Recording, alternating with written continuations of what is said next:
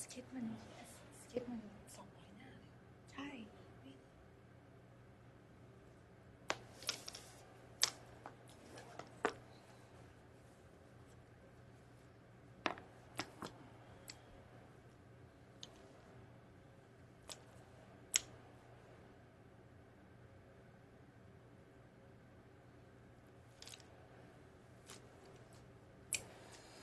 This is like a conference. So we might as well take a couple minutes just to say hello. So, what are you here doing? Are you here for a year or 3 months or 2 years. 2 years? Yes. Wow, cool. Yeah. Okay, so what you're working with Helen? Yes. What does she have you doing? Now she assigned me to attend the patient come from participate in study and do some assessment. Mm-hmm. So Yeah. she does study assessments, Mm-hmm. consenting, history, monitoring. Yes, and some that psychological tests. Oh, cool. Yeah. Okay. Were you working as a psychiatrist in Thailand, or Yes. yes? Mm-hmm. Did you guys know each other before, or yeah? Yes, we are from the same department, Oh wow. same university. Yeah. Great. She's my senior. A little pipeline. That's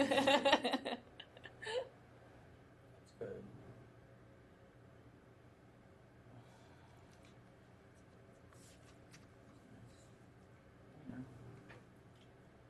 So is this normally like a teleconference?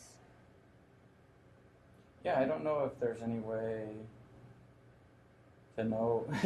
Is anybody out there? I don't know if there's a way for them to. Okay. talk or Okay. not. Like, Yeah, I was nobody wondering, told is me. there like anyone on the other side or who's watching or anything? I don't know. Okay. But the good news is that I guess the gentleman, the second guy who's here, he works at the dean's office, and so they're going to record this, and then it'll be put onto YouTube. So Oh, I'm going to be on YouTube. there's still a chance Okay. that we could go viral. Depending on what I say. Oh.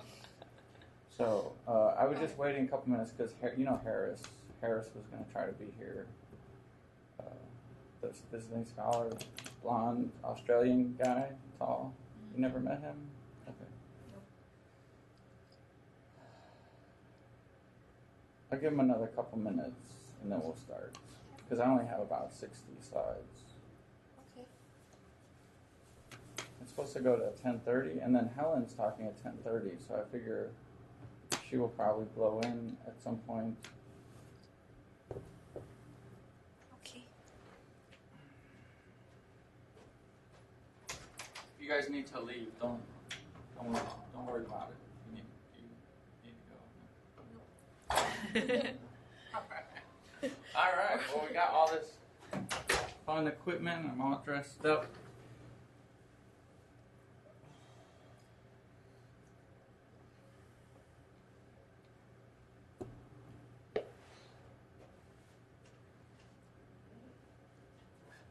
อยู่บ้านหนูมีแว่นสกีเขาทิ้งไว้ด้วยใหญ่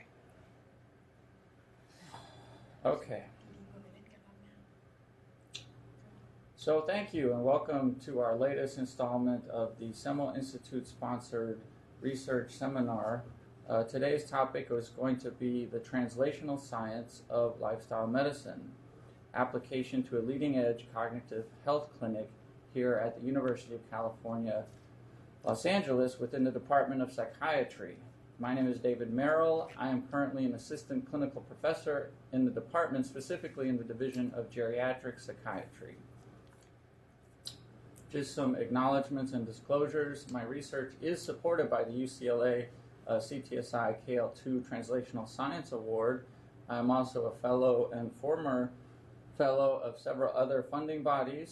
I have a number of collaborators throughout and beyond the Institute. I'd like to acknowledge my wife, Marissa Caudill, without whose support I would not be here today, and also my personal trainer, Master Jason Lee, who I will talk about later in the talk in terms of lifestyle medicine. In the audience, we also have a couple special guests, Fulbright scholar Harris Iyer, who's visiting from Melbourne, Australia, and Dr. Helen Lavretsky, who is the coordinator of this lecture series. Thank you both for coming. Also, I do some consulting work, though nothing high-end.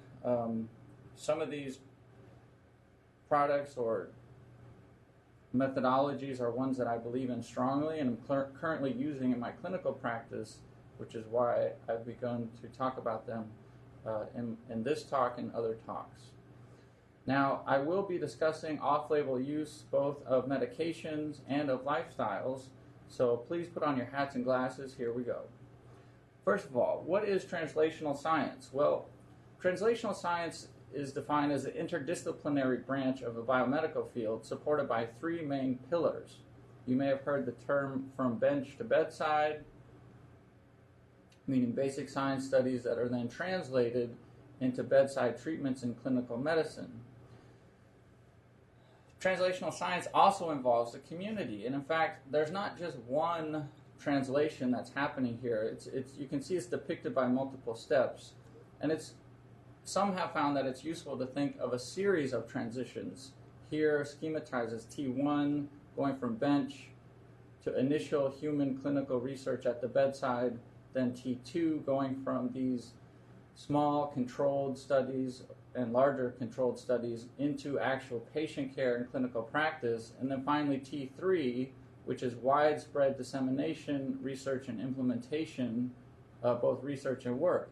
And so today, as I go through these examples of translational science as applied to lifestyle medicine for brain health, realize that I'm not just talking about one translation from a pipette to a gurney. I'm talking about a series of translations all at different points in a pipeline of development for modern-day medicine. So, one other housekeeping definition before we launch into things. What is lifestyle medicine? Lifestyle medicine deals with research, prevention, and treatment of disorders that are caused or modified by lifestyle factors under which we have some control, such as nutrition, physical inactivity or activity, and chronic stress. Lifestyle medicine places an emphasis on 6 or more pillars of brain health, depicted here in a diagram from the Cleveland Clinic, which includes fitness, diet, social and mental activity, sleep, and relaxation. And this is by no means the exhaustive list, as I'll talk about in a few minutes, but these are considered core elements of the research and implementation of lifestyle medicine. So, throughout today's lecture, I'm going to be presenting a clinical scenario. In this case, we have a Mr. and Mrs. Jones depicted here. Now, you may also find Mr. and Mrs. Jones at the UCLA Longevity Center on Aging website. Yes, they are actually models, but the case or the clinical scenario that I'm going to present represents pieces of clinical cases that I've been encountering during my application of translational science to lifestyle medicine. So, in this clinical scenario, Mrs. Jones is anxious about her husband's memory loss. Both of them are stressed about this, they've been fatigued, and they're not sleeping well. So, in this case, I, as a specialist psychiatrist, geriatric psychiatrist, have been referred this couple by their primary care doctor. Now, at UCLA today, we actually have a referral process that works via an automated computer system called CareConnect. CareConnect, as I'll talk about in a moment, has several advantages, not the least of which is connection, performance, improvement, progress, innovation, professionalism, technology, quality. In a word, they are redefining success, one by one. Together they will set a new standard in patient-focused care. Speed. They are UCLA Neurological Services Westwood. excellence, And they plan to forge ahead as leaders in the healthcare industry. Potential. With the integration of a new electronic health record system. organization, Revolution. Advantage. Reliability. solution, CareConnect. Care Connect, CareConnect will facilitate them in providing optimal service, by eliminating manual processes, accelerating information access, and streamlining appointment management in a single shared database. Go live. Go live. March 1, their epic transformation begins because I care. I care. I care. I care. I care. I care. they care connect. So, we've had Care Connect at UCLA for about 3 years now, as the video was detailing. It launched on March 1st, 2013. And since that time, it's definitely brought a lot of innovation to our campus. It does allow instant access to scheduling, but it also provides instant access to prior clinical notes, lab tests, imaging, EKG, stress tests, sleep studies, etc., all centralized into one place, assuming that the patient is getting their care within UCLA inclusive. In fact, now Epic, the company that makes Care Connect, is actually connecting multiple health systems such as Cedars-Sinai in Los Angeles, Providence Health in California and Oregon, and other medical health systems. So as I'm starting to see a patient, I can pull in those remote records at the click of a button. No longer do I have to get the patient to sign a HIPAA form, and then I don't have to fax it to the office, wait for their staff to pull out the chart and fax all the records back. So this has been a great advance in the gathering and availability of information at the time of referral, even before I've seen the patient. Now, there are still some advancements that need to happen with Care Connect. For example, there is a private EHR, or electronic health record, called Valent, which was built for and designed specifically for psychiatry. Now, an advantage of Valent is that they are able to automate the intake assessment before the appointment happens. My wife uses this system in child and adolescent psychiatry. She's able to send an email, secure email hyperlink that both the parent and the adolescent patient can then click on and fill in their history and information prior to the appointment. So by the time the patient is coming and sitting in my wife's office, she already has all the history and information that traditionally doctors would spend the first hour specifically asking each question. And it turns out this approach has a couple advantages. That is the automated intake process. Number one is that it allows my wife to focus on pertinent positives that the patients have inputted, just to verify that this is indeed what's going on. And then number two, patients, it turns out, are actually very comfortable doing this, and that sometimes they actually are more revealing and more ready to disclose this information in writing, which is a lot less emotionally charged than in a first meeting, face-to-face conversation. So you think about like first impressions, the first time you're meeting your new doctor, you may not want to admit that you have X, Y, or Z problem, whereas if it's a form or a computer, interestingly, people are much quicker to divulge, like accurate substance use history, accurate medical histories, etc. So, in this, we're going through our hypothetical clinical scenario where Mr. and Mrs. Jones have been referred to me by their primary care doctor for his memory loss and her caregiver anxiety. And so, before they even come to see me, I've had them jump online with the help of a friend here to input Mr. Jones's social and family history. It turns out we learn ahead of time that his mother had Alzheimer's disease, and also she had major depression or major depressive disorder. For his personal medical history, we find out that a couple years ago he had a hip replacement, after which time he had a long recovery. He had an infection in his stomach, he had some diarrhea in the hospital, some confusion, and he really has had a hard time bouncing back since that surgery, more so than expected. In terms of medications and supplements, they've taken the time to fill in all the various over-the-counter items like ginkgo biloba, fish oil, and then his prescription drugs, which includes the sleep medication Zolpidem, which we'll talk about more in a little bit. So, the day of the appointment, we bring them into our VIP waiting room, which is private.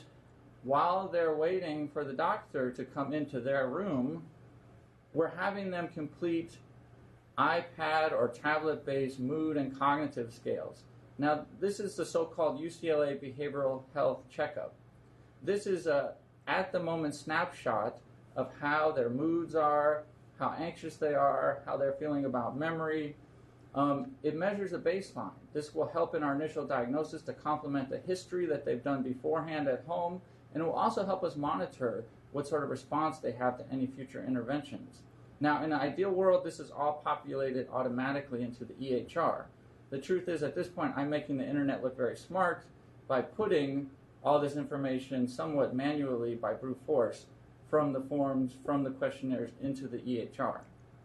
So in this clinical scenario, we did the PHQ-9, which is the most widely used nine-question questionnaire for depression. It has one question for every cardinal symptom of depression.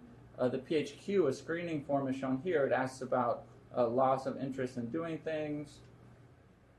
It also asks about feeling down, depressed, or sad, how often that's happening. So a positive response would be a 2 or higher on the question, so more than half the days, nearly every day.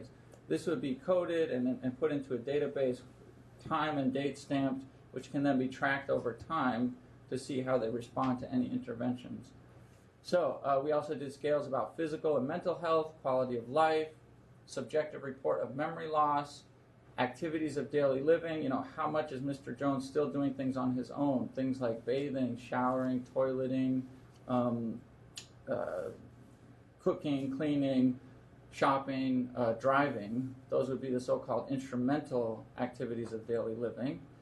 And for him, we found that he has significant symptoms of depression as measured by the PHQ-9, and he also has some decline on the so-called instrumental activities of daily living. He's no longer driving at night, and he's not driving to unfamiliar places. He's just driving locally around the neighborhood. He hasn't had any accidents or tickets, and he has a current valid driver's license. So we also found that for Mrs. Jones, she's showing significant caregiver strain based on a standard questionnaire. Things like, do you find that you're spending a lot of time taking care of your loved one more so than you expected, etc. So they're still waiting to see me. They've done the history. They've done the mood scales at the moment. Same day as the intake, we're also doing cognitive testing. Now, this is a turnkey clinical cognitive testing system. As you can see, this is another idealized patient sitting at a CNS vital signs testing station. CNS vital signs provides instant standardized scores across all the major cognitive domains. I've chosen memory here as an example, given in our case that our patient's complaining about memory loss. You can see that after doing roughly 30 minutes of testing, we found that on the composite, if green is go, yellow is caution, and red is stop, like negative, we see that his composite memory score is low, but there's actually a split here. His verbal memory is extremely low. Percentile score was at the 2 percentile, versus visual memory, he's actually average. So he's not exactly strong, he's down at the 32nd percentile, but his standardized score is only 7 off of 100, which would be the standard.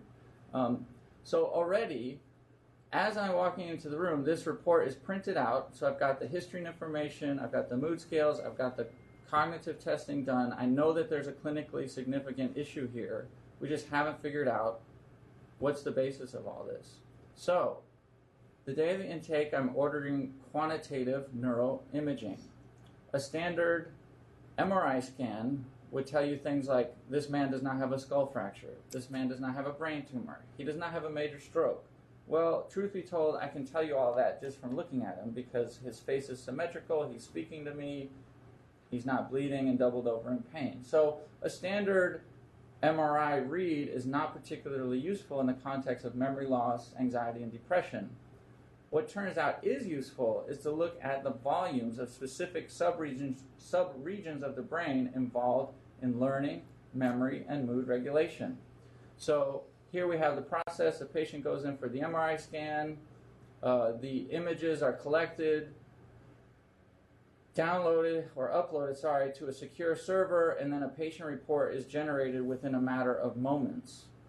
Now, ideally, this would be done the morning before the appointment, but a lot of times insurances want me to see the patient face-to-face before I send them off for this scan, which runs for about $600 out of pocket, or covered for most insurances as part of the clinical guidelines for the management of memory loss in the older adult.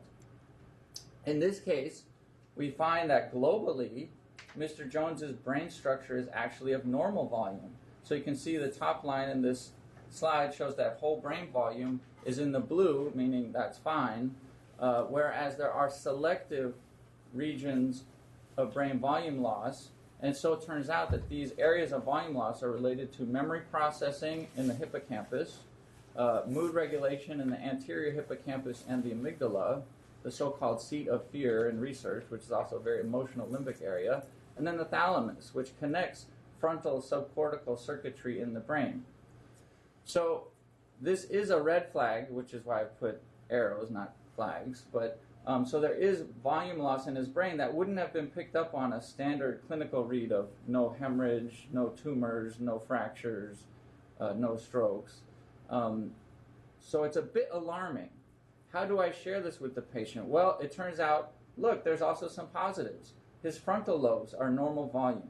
His parietal lobes, normal volume. I don't have it shown here, but the larger temporal lobe areas, these are major processing centers of the brain. They're all normal volume. So this could be two things at some point, at this point. It could be a chronic history of depression. It could be the earliest signs of Alzheimer's disease. It kind of depends on our diagnostic formulation based on the other factors I've already gone over. So here at UCLA, we like the biological, psychological, social diagnostic formulation model.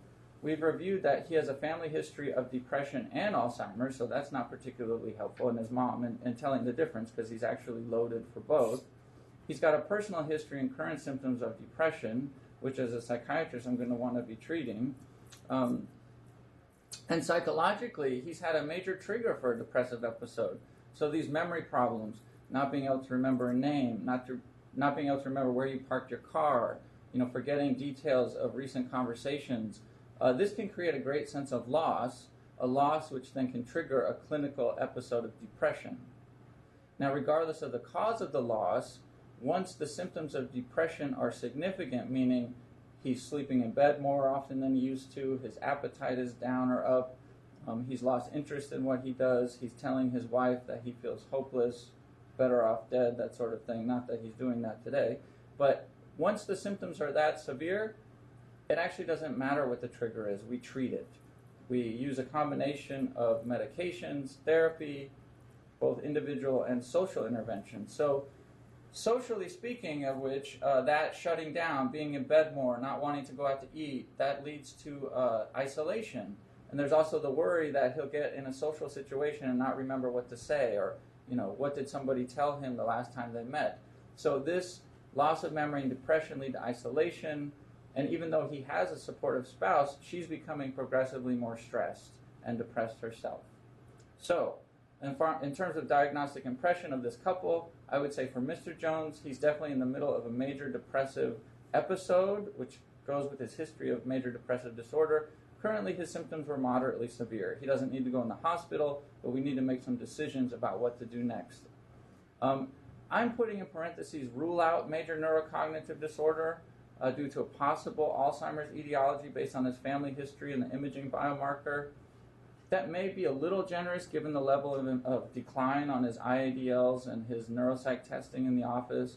But at this point, I want to aggressively focus on treating the anxiety and the depression that they're both going through, get him sleeping better, get him eating better, get him exercising, and then we can come back and reassess, rule in or rule out whether or not he's progressed from a mild cognitive impairment to a major neurocognitive disorder.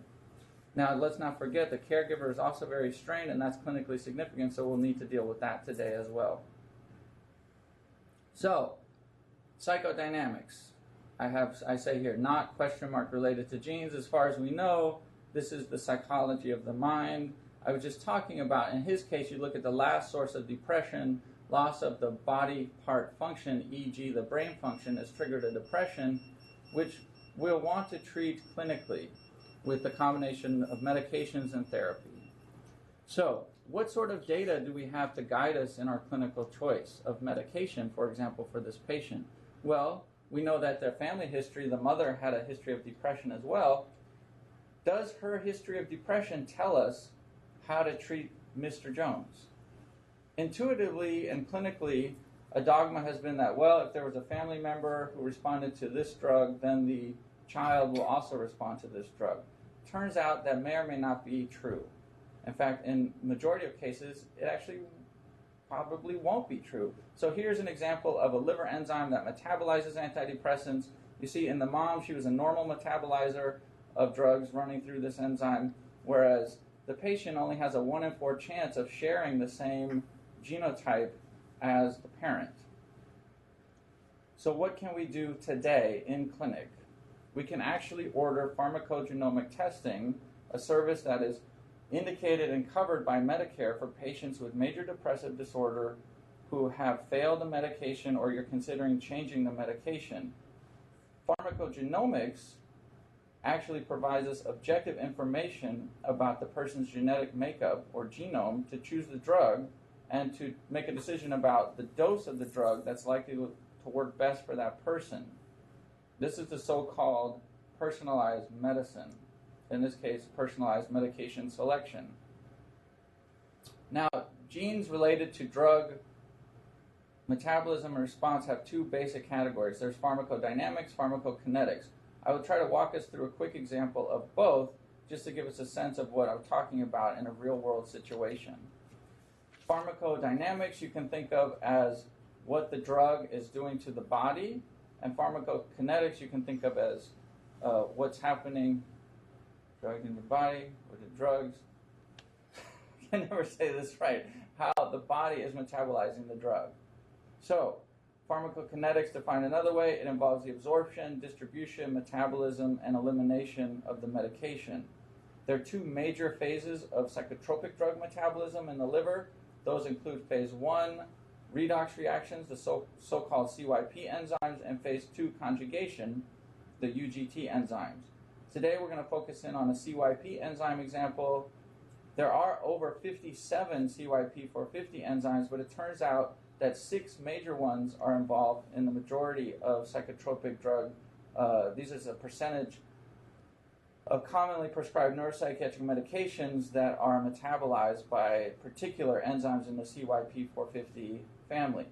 Now, CYP3A4 metabolizes the most, over 70%. So you might think, well, we should look at this as an example.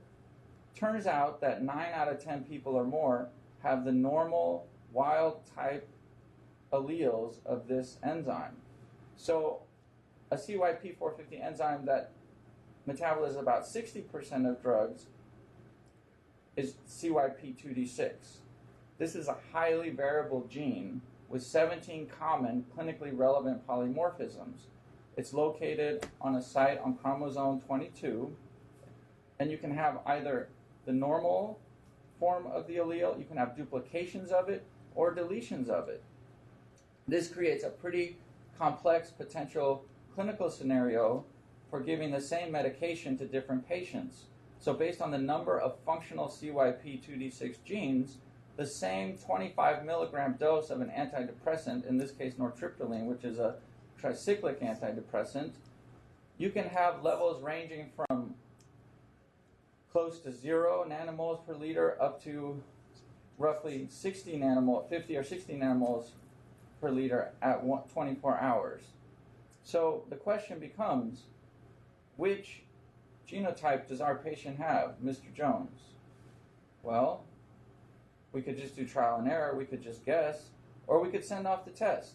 So in the clinic, I can do a cheek swab, FedEx it off to the Mayo Clinic, and they'll send back me the results within 36 hours to let me know that, lo and behold, in this case, Mr. Jones is a CYP2D6 poor metabolizer. He actually has 2 copies of the 4 variant of the allele which have no enzymatic activity. So on this graph, he would be a 0. So to prescribe 25 nortriptyline, a super low starting dose, which you might expect would give him blood levels down here, he would actually have blood levels up here, which could predispose him to side effects. Because for essentially all the antidepressant and psychotropic drugs, you have a dose-response curve. As the level goes up, your therapeutic window happens, and then above that, you start to get negative side effects. So, where are we at with Mr. Jones? For depression, STAR-D, other trials have shown that SSRIs are routinely prescribed as first-line agents. Well, what's the problem with this in this case? 1, 2, 3. You got 5 to choose from. Let's figure out which one. He needs to sleep, so maybe a sedating one. He needs more appetite, so maybe one that stimulates appetite. We'll pick one of these, and we'll just see how it goes. Oh, wait. They're all metabolized by 2D6. So prescribing him any of the first-line agents in treatment guidelines would most likely result in side effects, number 1. Number 2, which I'm about to get to, he may not respond to SSRIs. So what would an alternative choice be? Well, you could use selective noradrenergic and serotonergic reuptake inhibitors such as generic venlafaxine, duloxetine. There's also a newer antidepressant called Deux venlafaxine. But, the insurances would really like us to use the generics because they're less expensive. It'll save the health system money. So let's start. Well, so we already failed an 8-week trial of an SSRI. Let's try another 8-week trial of a generic venlafaxine. Well, it turns out venlafaxine and duloxetine are also 2D6 metabolism. So in the name of cost savings, if we had just followed standard of care clinical practice and done a 2-month trial of an SSRI followed by a 2-month trial of a generic SNRI, we would have just spent 4 months giving this patient side effects, lack of drug response, and possibly ER visits, possibly a hospitalization as it gets more hopeless, suicidal, heaven forbid, a suicide attempt. In any case, based on just the CYP metabolism, we would be guided towards a more expensive, newer brand medication than venlafaxine, but that's a drug that his body can handle, that he'll be able to metabolize. Now, what about pharmacodynamics? We can also test for some clinically available markers. They're imperfect, but pharmacodynamic genes are predicting what will the response to the drug be and or how sensitive will the person be to the drug. Turns out that for Mr. Jones, he is totally genetically loaded to have trouble with medications. So for both the serotonin transporter gene and for a serotonin receptor gene, he's got homozygous recessive mutations that predict reduced response to SSRIs and increased sensitivity to SSRIs, including Paxil, to the point that the FDA has actually put information on the prescribing information for drugs like paroxetine for increased sensitivity based on the HTR2A genotype. So why does this matter? If we do standard cutting-edge 2007 clinical care and we go step by step as they did in the STAR-D, if you start with an SSRI, you've got about a 37% chance of getting antidepressant response and only 16% chance of side effects.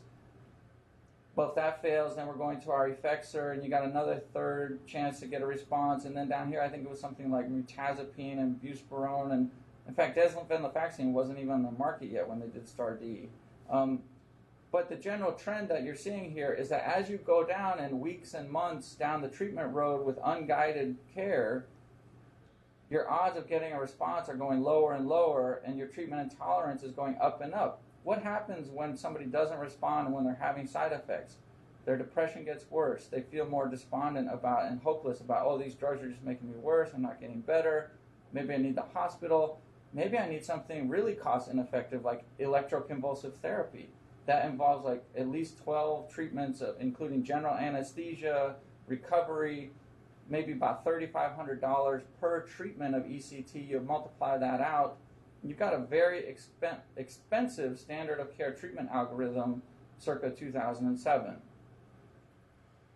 So, we're going to go with Deux venlafaxine. We'll have to see how he does on it. What about his cognition? Now, this is mildly off-label given that he's currently depressed, but a cholinesterase inhibitor is FDA approved for all stages of Alzheimer's disease. Oftentimes, donepezil and galantamine, 2 versions of cholinesterase inhibitors, are the first-line formulary agents. For example, in the VA health system, they get a better deal on galantamine, so they tend to use that for their veterans. Well, a problem here is that both donepezil and galantamine are 2D6 metabolized, and we already know from prior studies that poor metabolizers tend to have a 50% higher drug levels than normal, so it increases the likelihood for him to have side effects like diarrhea or slowing of the heart rate.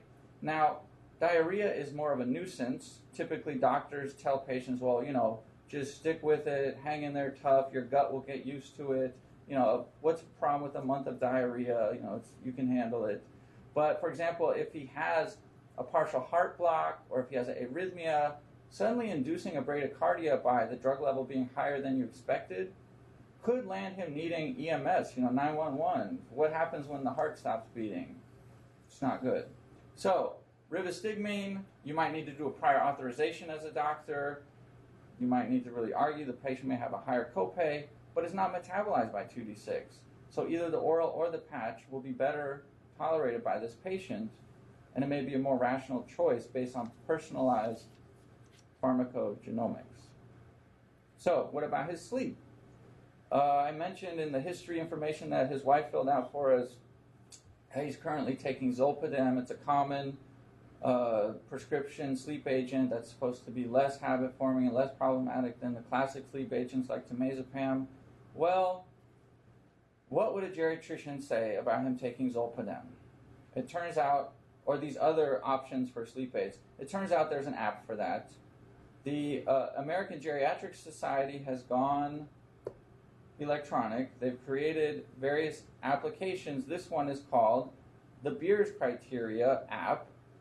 In 2015, October, the American Geriatric Society released its second update and expanded Beers Criteria list of potentially inappropriate medications for older adults. Excuse me. Now, this is also available on the iPad. I'm hoping that they come up with a desktop version because, in theory, you can just plug and chug, put in the medications that he's on in the Beers Criteria search here, and find out, does he have any quote-unquote potentially inappropriate medications. Now, this is a panel of experts, which is not the best way to decide on something, but here they did review over 6,700 clinical trials from a pool of more than 20,000 articles that were published on medications. Clearly, they were dedicated to this task, and this is widely recognized as a useful clinical tool to the point where the American Geriatric Society has a phone app for it. So, in any case, we're not going to use Zolpidem because that is definitely one of the Beers criteria medications that's potentially harmful for amnesia. You may have heard of high-profile things like sleepwalking, sleep eating, driving when you're unsure of it. Politicians have gotten into hot water about this, other high-profile cases with this medication. Several of the other common examples of drugs you would prescribe for sleep are also popping up on the Beers criteria phone app. Temazepam increases fall risk, increases risk of developing memory loss. Diphenhydramine, so-called Benadryl, over-the-counter. Dry mouth, urinary retention, blurry vision, memory loss, not good. Trazodone, well, that's an antidepressant, should be fine. It's not in the Beers list, but lo and behold, it is metabolized by 2D6. So from our other information on this case, we would not use trazodone either. We might turn to gabapentin, which is renally clear, doesn't depend on the liver enzymes. But in fact, a more appropriate choice in this case may be something like a normal, over-the-counter supplement such as valerian root, melatonin, chamomile tea. Now, caveat here, the supplements are not FDA regulated. They may have contaminants. They may not have in them what they say they have in them. I, as a clinician, subscribe to a website called consumerlabs.com. There, they independently test and verify that what it says is in the bottle, what it says on the label is in the bottle. They actually test that the bottle actually has in it what it says, and they test for common toxins, things like heavy metals, or, I know this isn't very pleasant, but little bug parts from flowers and roots that are imported from abroad. Could be good for you too. The bugs could be good for you, but in this case, it's not on the label as part of the clinically active ingredient. So, in this case, I might suggest chamomile tea at bedtime, small amount, melatonin, low dose, valerian root. And also, I think for both of them, I would encourage CBT for insomnia. There are books on the topics from little schools in Boston like Harvard, 6-week program to, drug-free solution for sleep. For Mr. Jones, he may be a little too stressed to understand and retain a book on CBT for insomnia. But for Mrs. Jones and for him, some of the basic concepts are very straightforward. For example, one of the key cornerstones of cognitive behavioral therapy for insomnia is if you're awake in bed for more than 10 minutes, get out of bed, go to another room, do something calming and relaxing that doesn't involve bright screens or loud noises, something that's kind of boring, like sorting a collection of placemats or something, something that's really going to make you fall asleep. So you stay out of bed in another room until you're sleepy, then you go back to the bedroom and try to go to sleep again. Folding laundry, that's a great example. So if somebody more advanced with dementia can't sleep, you might get it doesn't even have to be dirty laundry. You get a big laundry basket container of laundry, muss it up, have them fold the laundry that occupies them, kind of gets them moving. Maybe they'll start yawning, you try to put them back to bed. If it doesn't work, you unfold the clothes and have them do it again. It's the beauty of memory loss. You can turn to the same technique again and again, and that doesn't involve sleepwalking or sleep driving or falling or dementia risk. That's just good old-fashioned caregiving. Speaking of caregiving, over the last 3 years, UCLA has developed an astounding program called the Dementia Care Program. They are forming a registry of all UCLA health system patients with dementia diagnosis. This program includes each family with a dementia patient being assigned to a case manager who's a geriatric nurse practitioner. They have 24/7 access via email, phone calls, pages, appointments. The caregiver is referred for individual and group support. They have periodic educational seminars. There's a webinar series. Dr. Lavretsky's done a lecture. I've done a lecture. It's a real group effort within UCLA Health to address the needs of dementia patients and their caregivers. So currently they have over 1,600 patient families enrolled and counting.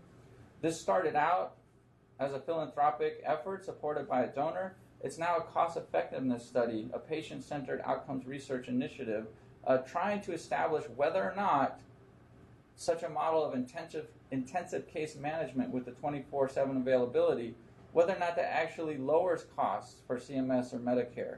Does it prevent ER visits, hospitalization, falls and broken hips? In general, the nurse practitioners are getting referred patients by their primary care doctor. They're doing things like reviewing the Beers criteria, getting caregiver respite, getting them support, making sure that patients are on cognitive enhancers like cholinesterase inhibitors or memantine. And so it's a fascinating time to be working in dementia care at UCLA, because for me it's an example of convergence medicine in action. Now, convergence medicine is a whole nother lecture in and of itself, but in brief, convergence medicine involves gathering data from previously siloed systems. In this very specific example, we'd be talking about the primary care office, the psychiatrist's office, the neurologist's office. Here we'd be extracting, cleaning, normalizing, and integrating all the data from those clinical appointments, and then providing this information or intelligence to the providers, the patients, the insurance payers at the right moment for real-time decision making and advanced delivery of interventions. Now, ideally, this would be tailored to the person who's looking at it. For a nurse practitioner, you'd have things related to caregiving. For a psychiatrist, things related to mood. For a neurologist, things related to, for example, medical comorbidity like Parkinson's disease. Maybe the primary care doctor needs to process all the information. So at the end of the day, we're talking about creating patient-centered systems that connect GPs, specialists, nurses, case managers, administrators, all together using operating systems, clinical operating systems, the cloud operating systems that deliver the information where it's needed, when it's needed. Now, you might say, well, this is just fantasy. In fact, it's not. It's been developed and used in oncology by a number of providers, and now other fields such as dementia care are trying to apply the principles that have been learned to effectively treat oncology in novel ways. It's being applied to other fields like dementia care. So, what about lifestyle medicine? This is a lecture about translational science of lifestyle medicine. Everything I've just gone over is basically the clinical workflow lead up into lifestyle medicine interventions that are happening now in our UCLA clinics now that we're leveraging all the technological translations that are happening related to history and information gathering, mood and cognitive assessments, brain imaging and quantification, pharmacogenomic, kinetic and dynamic testing of patients, review of medication interactions and side effects, and ultimately choices of conventional medical treatments in the medical, neurologic, and psychiatric arenas, which then can be complemented by lifestyle medicine approaches. As I defined at the beginning of the talk, lifestyle medicine deals with the research, prevention, and treatment of disorders that are caused by or modified by lifestyle factors we have some control over, such as nutrition, physical inactivity, chronic stress, etc. Now, at places like the Cleveland Clinic, the Mayo Clinic, Harvard, Joslin Diabetes Center, UCLA Longevity Center, we recognize that there are certain pillars of lifestyle medicine, such as fitness, diet, social and mental activity, sleep, relaxation, etc. And it turns out that lifestyle medicine, you can do brief interventions with, giving somebody a pamphlet, on like, oh, it's good for you if you go exercise, or a pamphlet of like, hey, it's good if you can take some weight off. But it turns out that regular follow-up through clinical care leads to a developmental process that breeds improvement. So this is a bit complicated, and I'm just previewing it for you right now. We'll go over it again after I've talked about translational science applied to lifestyle medicine, and I think this somewhat complex figure will make more sense once we get to the end of my talk. So what you've got here in brief is you've got the provider and you've got the client, aka the patient. Over time, as represented on the x-axis, there's a body of knowledge developing both independently in each other when they're going home. The provider's looking at up-to-date, the client's looking at mayoclinic.org. Over time, they're developing knowledge on their own, but where you get the synergy and where you get the steepest bump in their improvements are when the provider and the client come together in so-called therapeutic episodes, or what George Carlin says, what they used to call appointments are now therapeutic episodes. Who said? This slide. Oh. So there's an escalation of the language, but you get the idea that basically over time, both the patient and the provider are developing knowledge about lifestyle approaches that lead to synergistic interactions during appointments. So I already talked about, there's 6 pillars. There's even more, A to Z number of topics within lifestyle medicine that somebody could choose. Within a 30-minute or 20-minute Medicare visit, which is what's covered for, once a year annual wellness visits, you can imagine that it'd be hard to cover topics A through Z.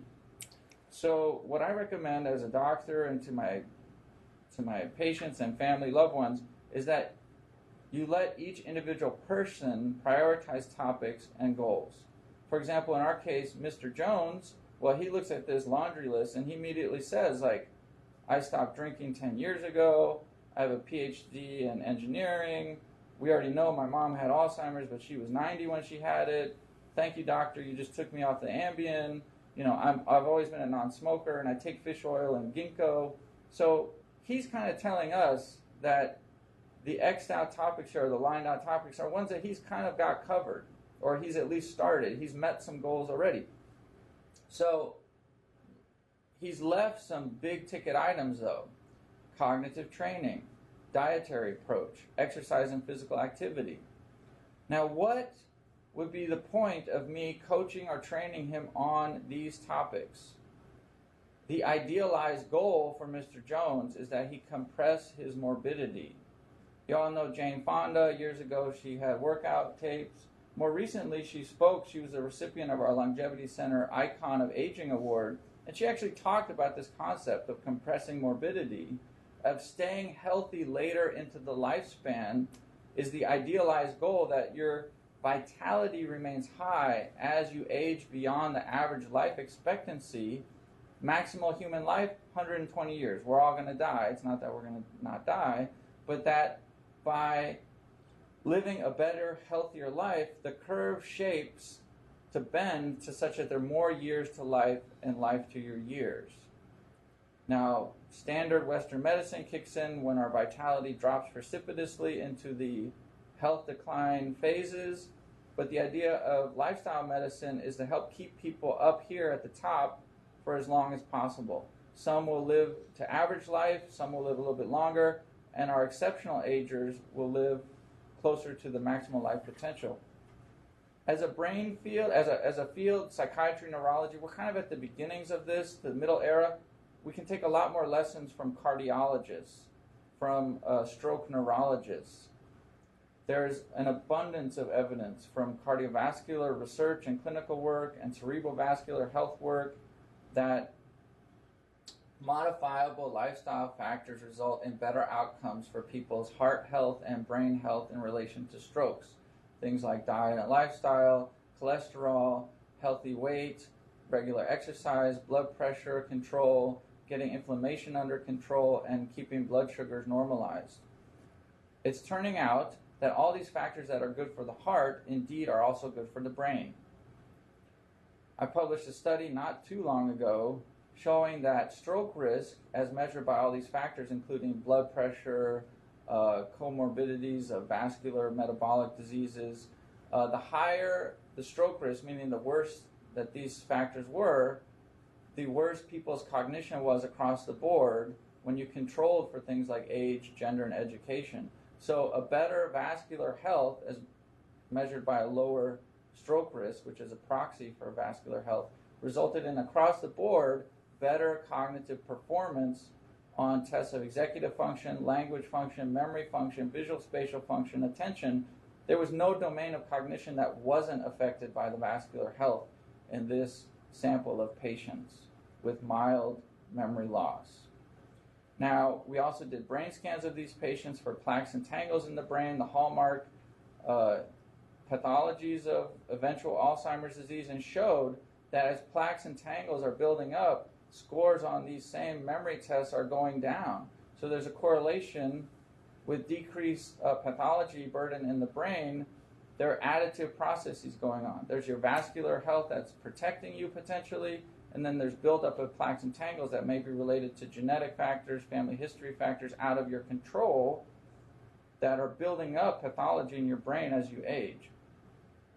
So it makes it all the more important that we modify the factors that we can.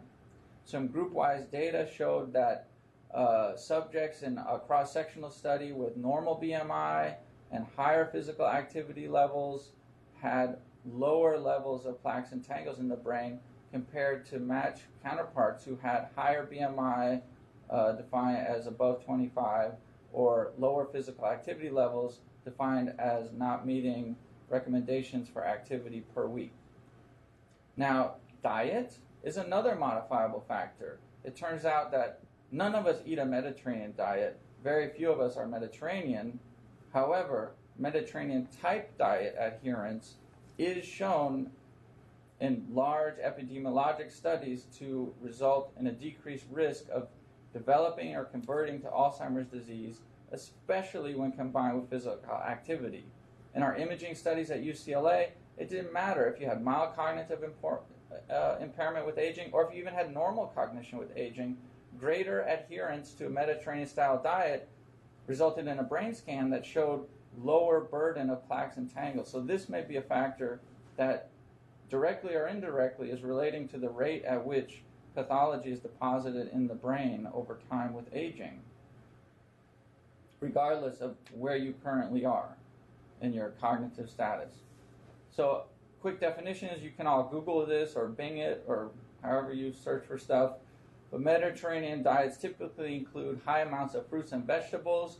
There's been studies about fish or shellfish twice weekly, decreasing risk for cognitive decline or loss. Lots of olive oil and canola oil, eating nuts like walnuts or pecans. There's been individual studies on the power of walnuts to improve and preserve cognition.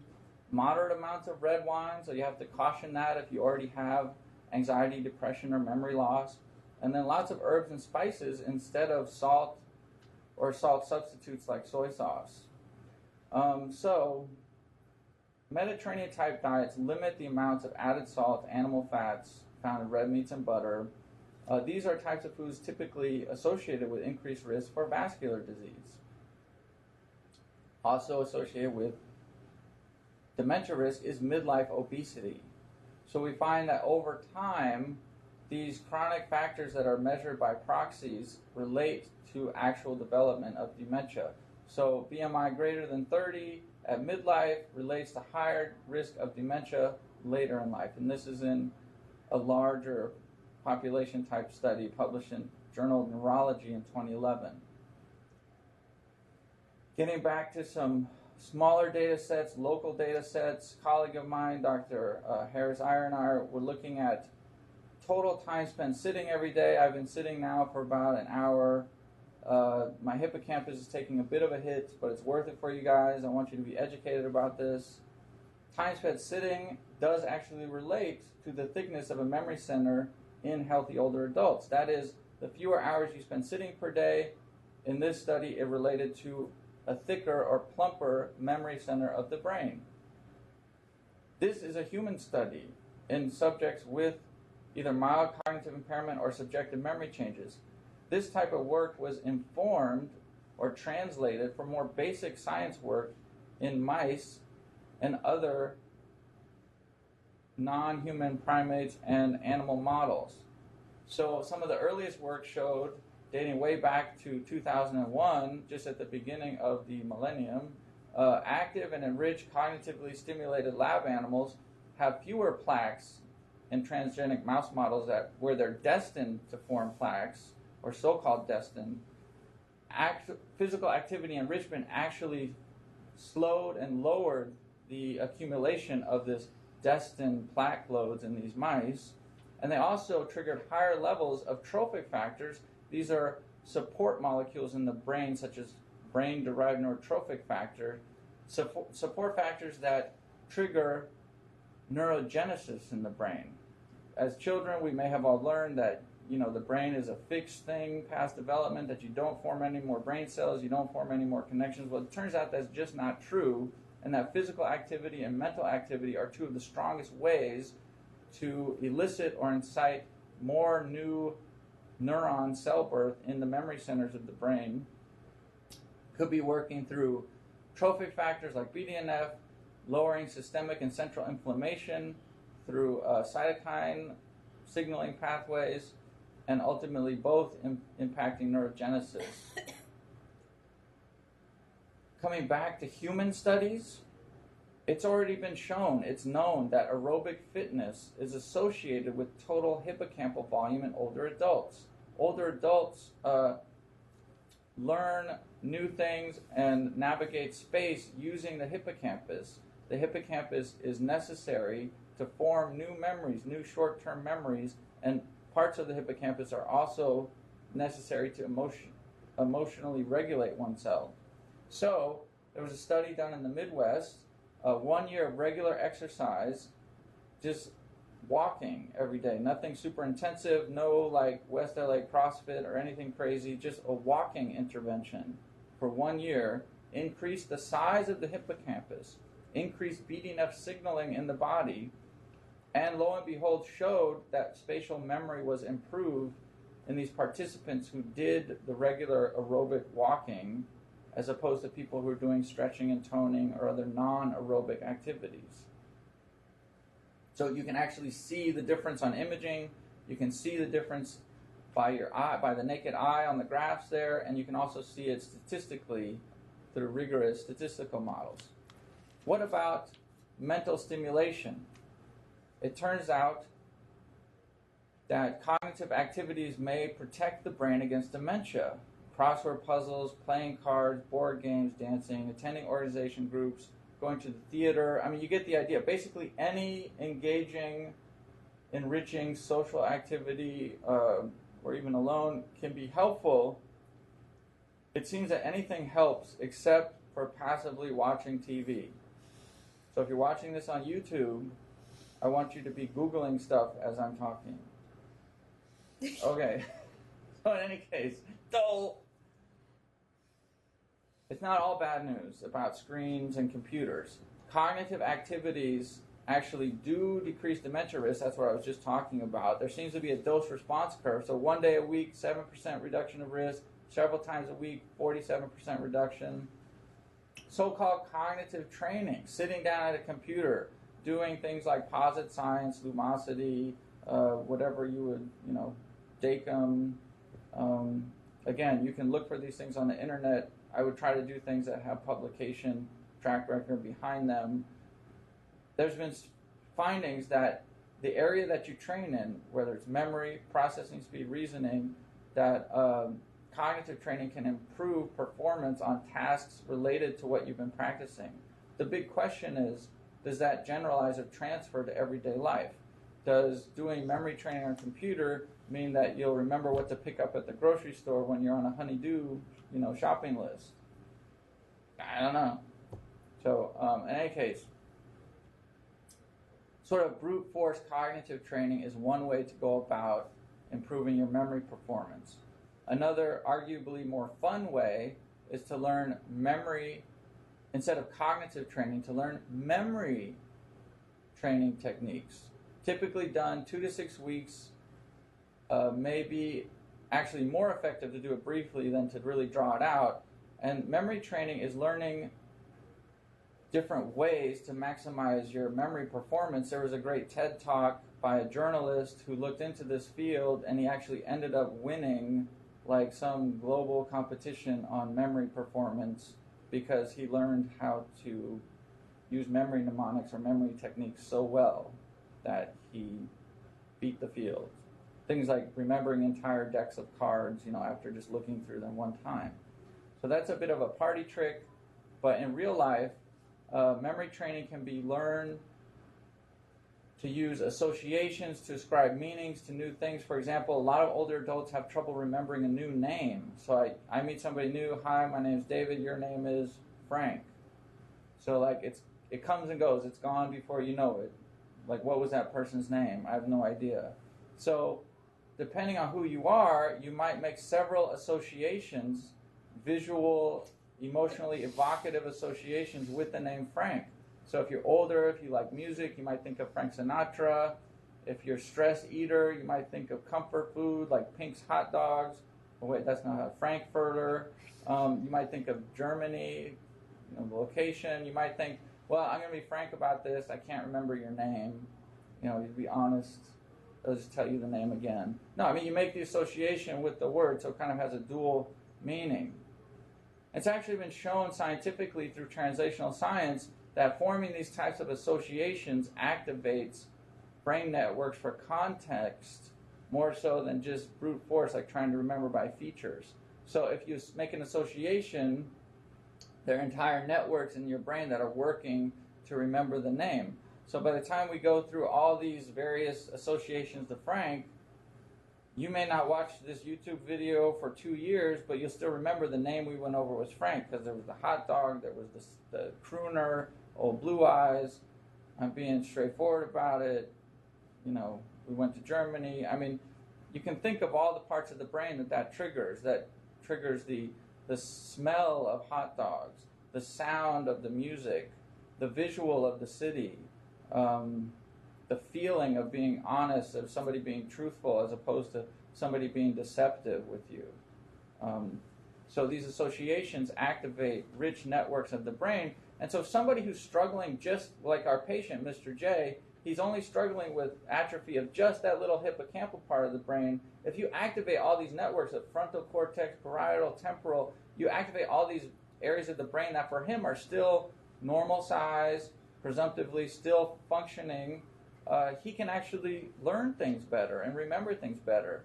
And we've actually shown here at UCLA that a 6-week educational program with this memory training technique, when it's combined with encouraging and demonstrating ways to be physically active, reducing stress, eating healthy, it actually improves memory, word pair retention and learning lists. And you can get the same type of results with computer-based program testing if people practice regularly over time. This is work done by my colleague, Dr. Karen Miller, and also Gary Small and Linda Erkley. So, sort of a summary slide, and then we're going to get back to the really complex theoretical slide. Motivating lifestyle change. We need to educate people that the lifestyle choices that they're making impact their brain health and function. Something I didn't mention this morning, brain trauma. So there was just a movie where a clinician was played by Will Smith. The sequel is going to have me played by Brad Pitt. Perhaps, perhaps not. But there it was about concussions, about football. If you're banging your head against something else solid repeatedly, that's going to be bad for your brain function and you're bad for your brain health. Unless you work for the NFL, in which case it's fine. In any case, so lifestyle choices impact brain health and function. We need to educate people about that through social media, popular media, scientific media. I can struggle for 2.5 years to publish in a low-impact science journal, or I can tweet something anytime, and maybe if Kim Kardashian picks it up, it will have a huge impact. So, it's a modern life. Multiple categories of choices exist, things like diet, exercise, sleep, etc. We need to work with each other as families, as loved ones, caregivers, as patients and providers to prioritize our goals. If you have a triathlete, you may not focus on exercise. They're already doing that. But they may be stressed out of their mind. It may be high cortisol is reducing their hippocampi because they always have to finish first. You may need to teach them, like, it's not about who wins the race, it's about being present in the race. So some mindfulness, some meditation might help decrease their stress levels and improve their brain function. Clinicians need to join the developmental process with the patients, which was the funny slide I was talking about, to choose specific trackable goals, and you need to celebrate the accomplishments. So in our convergence clinic, we might think of doing mood scales every visit, do cognitive testing every 6 to 12 months, do volumetric brain scans once a year, to really track to see if these choices related to lifestyle are affecting our mood, our cognitive performance, our brain structure. I didn't even mention lab tests today, markers of inflammation, blood sugar, blood pressure, things like that, objective biomarkers. How are specific changes relating to specific health markers? This can be done very low-tech with a piece of paper and a pencil where you write down goals and you keep score of how much you're meeting the goals, kind of like on a golf course. You might keep track of whether or not you're on par for the course. You could also go very high-tech. You could go with an activity tracker dashboard, which I'll show you an example of in a second. The goal of all this is to increase healthy behaviors to reach our goals for health. And that initial efforts that are like basically forced behaviors eventually become automated habits.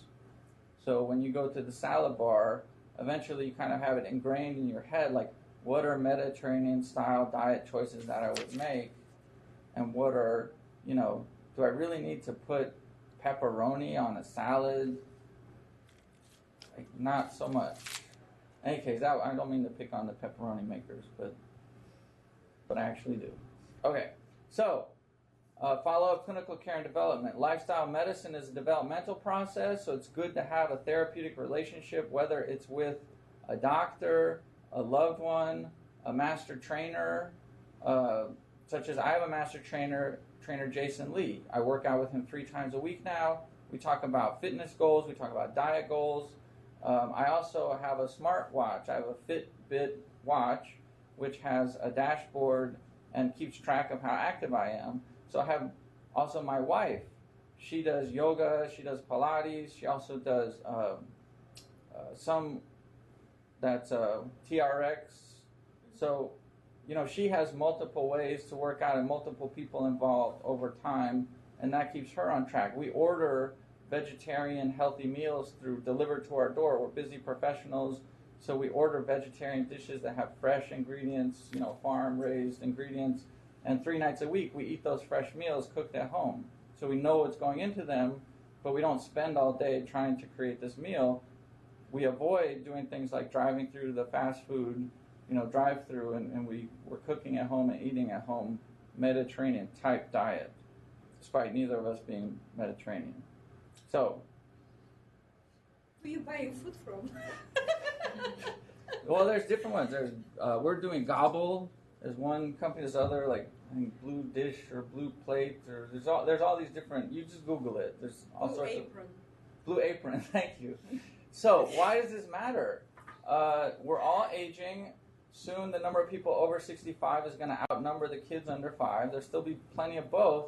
But like, for example, in Japan, now adult diaper sales have actually outpaced baby diaper sales. So there's a lot of medications we talked about that are actually inducing incontinence in people. So, I'm using my Beers phone app. I think I'm one of 385 people who downloaded that app to get people off of their drugs that are inducing incontinence. There just needs to be a greater awareness that increased life expectancy after age of 65 has exploded since the 1950s. Women are living 15 to 20 years more on average. Men are living 10 to 15 years more on average. Just in the last half century, we're all living a lot longer than we used to. And what's the public health relevance? So an inconvenient truth, you look at our great country in the background, going underwater there. The U.S. population age 65 and older a few years ago was 1 in 8. Everywhere except Florida, where it's already 1 in 5. Well, what's the country going to look like in the future? The whole country is going to look like Florida, assuming that Florida is still above water. By 2050, 1 in 5 of every U.S. citizen is going to be age 65 and over. Similar things are happening all across the globe. China recently relaxed their one baby for one family rule to increase the younger workforce because there's so many older adults that need to be taken care of. So, yes, it'll be helpful to have more children, but in fact, what we need is more healthy older adults, and we need clinicians, nurse practitioners, social workers, family members who are interested in aging. Well, thank goodness there's a subspecialty of geriatric psychiatry in the United States. I happen to be, UCLA is like the mecca. I think roughly 10% of the country's geriatric psychiatrists were trained at UCLA. I happen to be one of 1,751 board-certified geriatric psychiatrists in the country. In relation to the total population of the country, that's represented by like the feet of one person. So 1,700 geriatric psychiatrists for over 300 million people in the U.S. as of 2010. Wow. So what's going to happen to this number? The subspecialty number is actually going to be about the same by 2050. So at current rates, with 40 fellows a year, a slow-growing field, we'll have about 2,500 for 450 million people. So there's one of me for every 177,000 people in the U.S. total, which of course is fewer older adults. But clearly, I am not the solution to this. We need both grassroots level, person-to-person systems of information where loved ones are telling each other, coaches are telling each other, how to be healthy, how to live a healthy life. We need systems that leverage technology to motivate lifestyle change. I think Fitbit is a great example of a leader in the field. So this was a while back for me before I started working out with a trainer, so that's my disclaimer. At the time, this was all generated online from information that I put in and information that was tracked about me. So this is self-disclosure about this. At the time, this was about a year ago, my activity assessment, which was all automated, I did nothing except put this watch on and charge it every 5 days. I was lightly active. You can see in the light blue, that kind of like sucks. Except in comparison to others, I'm actually better than average, being lightly active. The bulk of people do basically nothing. And these are people who wear Fitbits. Yes, why would they? Sorry, I don't know. It's a nice watch. It's very stylish. So I had to choose a plan. And my training plan was to increase my activity level. And basically, I'm able to track every day, like how many steps I'm taking, how many floors I'm going, how many miles I'm going, how many calories I'm burning, how many calories I'm taking in. Now, do I obsessively check and track all this every single day? No. But in general, I've developed a habit that I'm trying to move 5 miles a day. whether it's in bursts, fits and starts of 5 to 10 minute walks, being further out in the parking lot, or going for a walk after dinner with the dog type of thing, or going 3 times a week to the gym with a trainer, because I'm fortunate enough to be able to afford that with places like LA Fitness, 24-Hour Fitness. There's a lot of affordable gyms, and then there's even, shishi, like Equinox. Like 1 month costs the price of an entire year at other gyms. You can go as low end or high end as you want. You just get a pair of sneakers. You can actually walk barefoot. That's what the marathon runners do. You really don't need to spend money to be more healthy physically. You just need to remember movement, movement, movement, and how do you motivate yourself to move. One can imagine that eventually this sort of lifestyle information that's being collected by companies like Fitbit and sent directly back to the users, you would imagine that eventually healthcare systems are going to start paying attention to this, and another vital sign is going to be, I go to see my doctor for my annual, and my activity assessment, my dashboard pops up from my PMD. It says, oh, David, you've been averaging 5.07 miles, every day for the last 3 months. Good job, gold star. I'm in academics my whole life. I'm totally motivated by the gold star. Other people, insurance providers may say, hey, you know what? Put your money where your mouth is. If you meet this goal of 10,000 steps a day on average for the year, your insurance premium will go down. That's cost savings, and it can be automated today. But it's not, because instead we bicker over which gorgeous TV personality insulted which other not so gorgeous TV personality and vice versa. So anyways, there's a lot of distraction. I don't want you to get distracted. I want you to be motivated to change your lifestyle, leverage technology, and hopefully someday soon your doctor will get on board with you in your efforts. And we'll have convergence, medicine, and action, and patient-centered systems that leverage technology to bring together all this information from social activities to primary care, inpatient, outpatient visits, records, labs, gene testing, cognitive testing, cost, outcomes, and leverage that towards lifestyle medicine as a field that decreases healthcare costs and keeps us living better longer. Thank you. That's all my prepared material. Do we have any questions? Yes. Do you know if genetic testing has any place in lifestyle medicine besides drug use? Right. So the question was, does the current state of the field of genetic testing have any essentially direct role in lifestyle medicine beyond medication selection, medication use? That's a great question. I don't know any definitive, tip of the tongue answers. Have you thought of anything while you were thinking of it? Or? Yeah, like for example, ApoE4. Yeah? So you establish that you have ApoE4. What do you have to do to reverse the risk or decrease the risk? Right, because certain studies have shown that ApoE4 modulates the impact of certain lifestyle interventions, either more or less effective if you're ApoE4 positive caregiver. Or how much more do you have to do to reverse the risk? Right, so in terms of dose effect, if you're genetically loaded with ApoE4 is the major known risk factor for developing Alzheimer's. You're not fated to develop Alzheimer's, but for example, if you have 1 copy of E4, you roughly double the risk of getting Alzheimer's in your lifetime. If you have 2 copies of A4, you're 8 to 10 times more likely to develop Alzheimer's and develop it earlier. There's been imaging studies that shows that in people's 30s and 40s, they'll do blood sugar metabolism studies and show that ApoE4 carriers have decreased metabolic patterns that look like they're 50 or 60 in early Alzheimer's. So this ApoE information, on the one hand, you have to be a genetic counselor. You can't just go to Walmart and buy an ApoE testing kit and do a swab and get it. You have to have a genetic counselor. This is powerful information. You don't want people getting the results and thinking okay, I'm going to go spend my life savings because I'm going to get Alzheimer's. No. What you want is information that's then somebody's counseled that, hey, look, you're at heightened risk. This makes it even more important that you adopt somebody. For example, that's a very stressful thing to learn, that you're genetically loaded to have Alzheimer's. So all of a sudden, learning meditation techniques, learning mindful physical activities like yoga or Tai Chi become all the more important, because we know that if you reduce stress levels, you reduce cortisols, your brain will be happier, your memory performance will be better, you have less anxiety.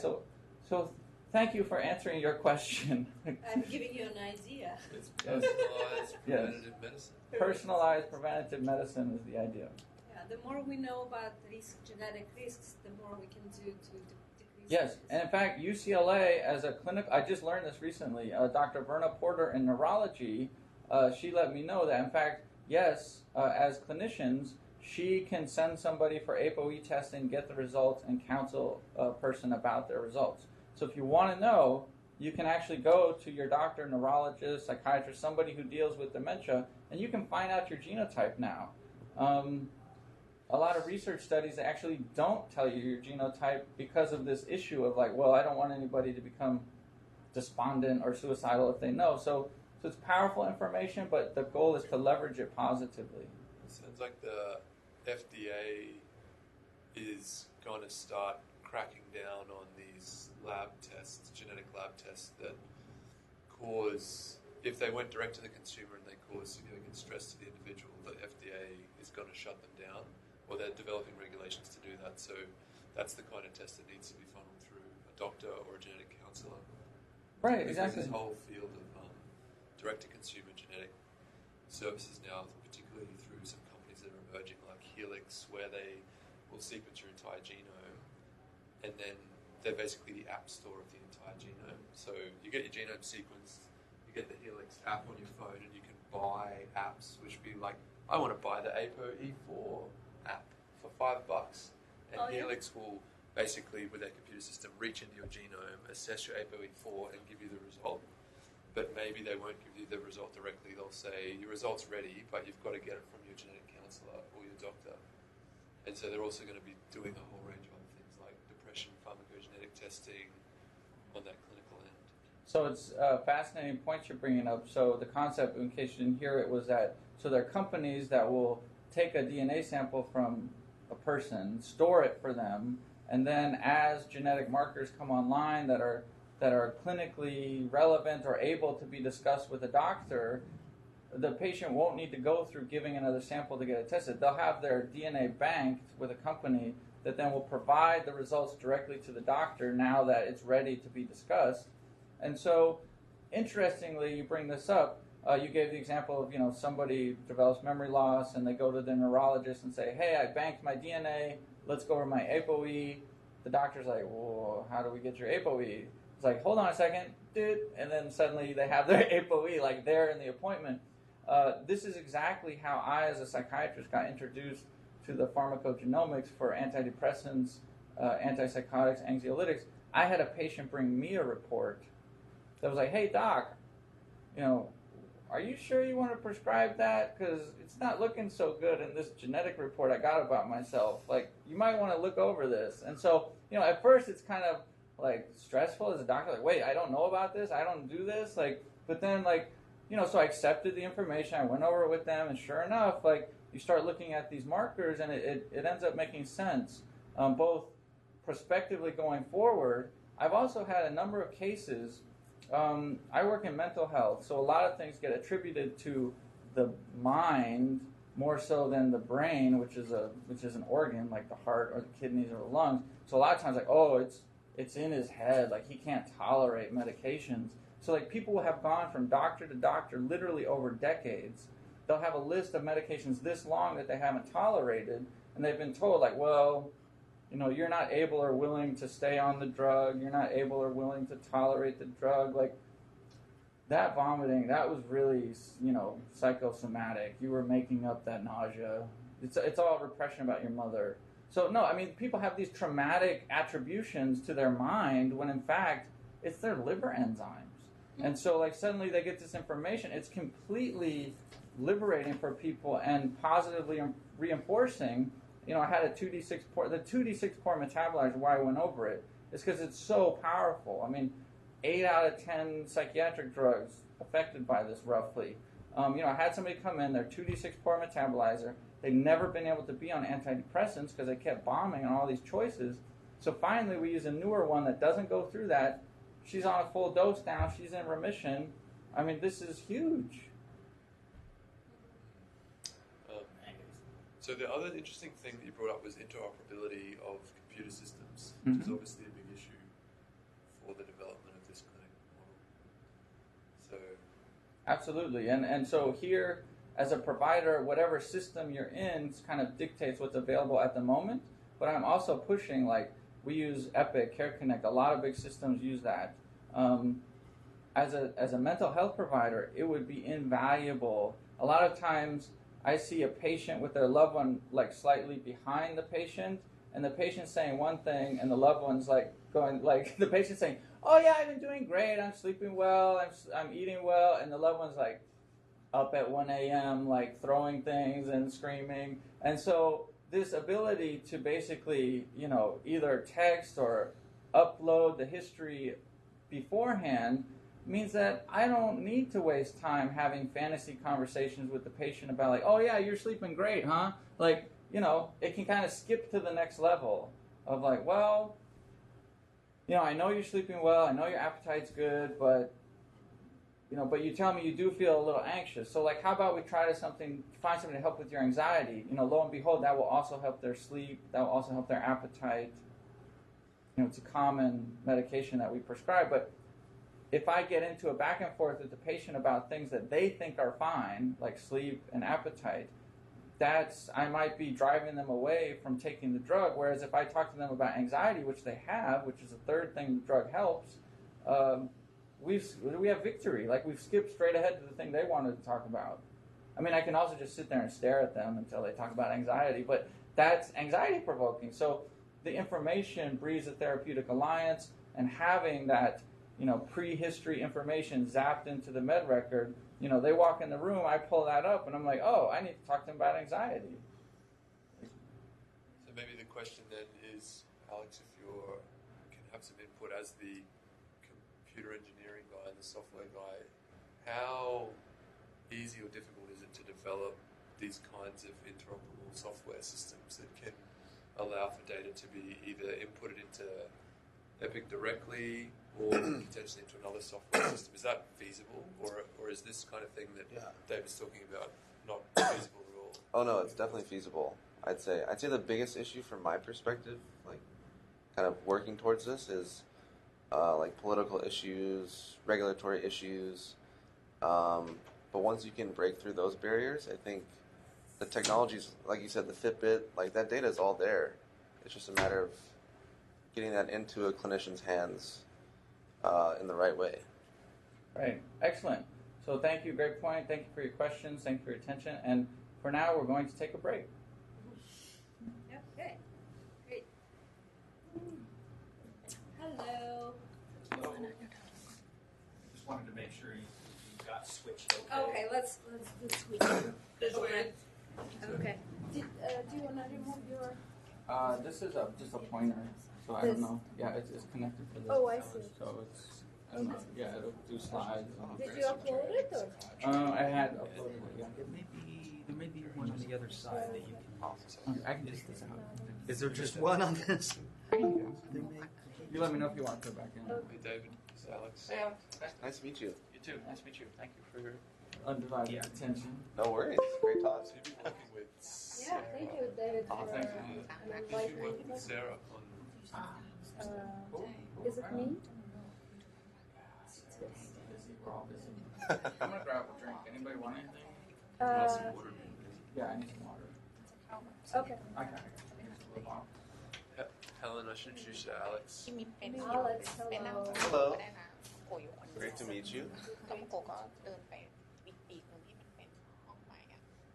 เพราะเขานัดคนไข้ไปแอคเซส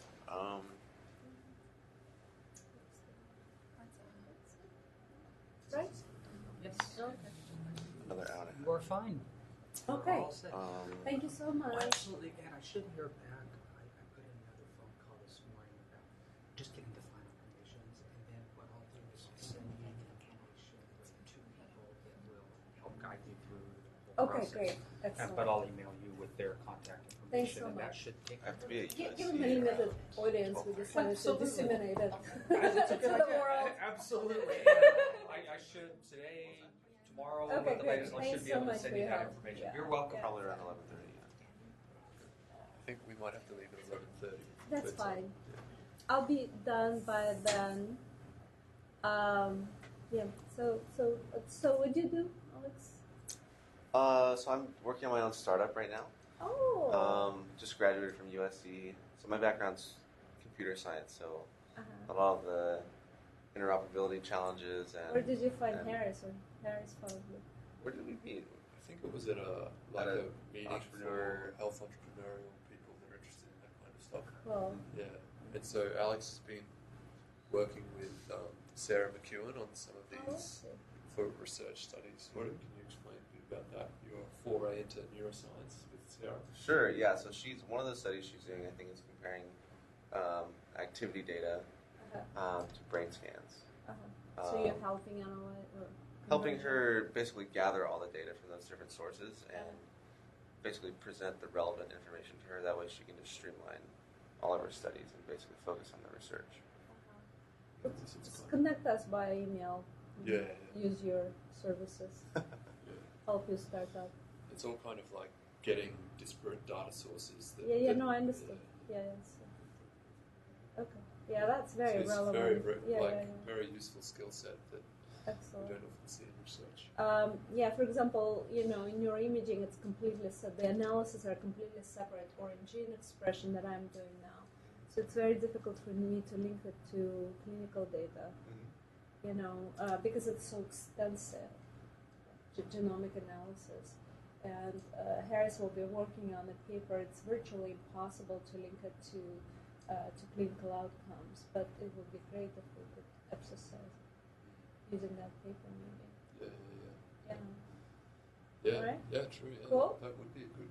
Because in my head, I'm going through my mind and trying to see how it would work, and at this point, it's like unworkable. Yeah.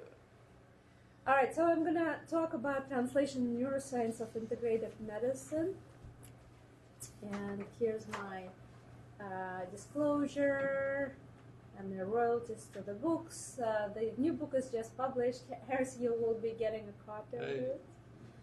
It's beautiful. So I'll talk about principles of integrative and holistic medicine. Why do research in CAM? And some of it was covered by Kakit Huey, but I'll go more over the details and the differences in approaches to studying CAM interventions. I'll talk about my studies of using Tai Chi to improve outcomes in geriatric depression and the use of daily yogic meditation to reduce stress and improve cognition in informal dementia caregivers and older adults with mild cognitive impairment. So complementary, alternative, and integrative medicine practices are defined as such outside of the realm of conventional medicine, which are yet to be validated using scientific method. A complementary term means in addition to conventional practices, alternative in place of, and integrative used together for targeted interventions. There are various other terms that are related to CAM, and holistic medicine, for example, approaches patients as individuals living in a life system that impacts their health with the awareness that they are just a part of the system. An integrative holistic medicine that becomes the art and science of healing that addresses care of the whole person, body, mind, spirit, rather than dividing them by organ systems or by cytochromes. Complementary and integrative medicine research is funded by the National Center for Complementary and Integrative Health. In reality, the U.S. population, the global population spends billions and billions and billions of dollars on CAM because none of it or very little of it is reimbursed by insurances. And many more are increasingly interested in using some complementary approaches. For example, prayer and megavitamin supplements are most commonly used by the U.S. population. CAM is frequently considered as a backlash against Western medicine because it entertains whole person versus biological reductionism in assessment and treatment, particularly in psychiatry, given DSM diagnosis and various treatments prescribed for disorder rather than for whole person. CAM considers environmental, physical, emotional, mental, social, cognitive, and spiritual well-being as a whole, and uses ecology of the person as an approach for developing interventions and assessments. There are domains of CAM recognized as biologically based practices, mind-body medicine, manipulative and body-based practices, energy medicine, and whole medical systems. Some of the examples of those include herbal and vitamin use supplements, non-vitamin, non-mineral natural products like omega-3 fatty acids adaptogens. They're used by close to 20% of the U.S. population. Mind-body medicine is becoming widespread, especially in large metropolitan areas like Los Angeles or New York. People are getting into yoga practices, Tai Chi, energy therapies, meditation techniques, and various other approaches. Overall, it focuses on interactions between brain, mind, body, and behavior to affect physical function and mental health. Manipulative and body-based practices include chiropractic, spinal manipulation, massage, movement therapies like Pilates, and it focuses on structural and functional systems of the body like skeletons, soft tissue, circulatory system, and lymphatic systems. Alternative medical systems, acupuncture, Ayurveda, homeopathy, naturopathy, traditional healers, focuses on achieving optimal health and well-being. It's quite complex to study and research, but attempts have been made. And some other complementary systems of healing like spirituality, pastoral care, expressive therapies. In terms of aging research, and I'm a geriatric psychiatrist, the priority for research in CAM is for enhancement of physical and mental health, managing pain, symptoms of insomnia, depression, disabilities, and study the overall impact on health and prevention of disease. I spend quite a bit of my time in mind-body medicine studying such approaches as yoga, meditation, spirituality, Tai Chi, and now more to art, dance, and music therapies, and acupuncture as various techniques that could be used. So research identifies common and specific features of widely used mind-body medicine by studying their effects on brain mechanism, physiology, and psychology, as well as on clinical outcomes. A lot of the disorders, especially in psychiatry or psychology, consider disorders on the spectrum of stress and health. And we're all exposed to some kind of stressors throughout our lives, like environmental stressors at work or home, major life events, exposure to trauma or abuse. But our brains, bodies, and spirits deal with this exposure very differently. Coping is very different, and the differences are based on individual genetic or biological differences, developmental experiences, or personal behavior like diet, smoking, drinking, or drug abuse.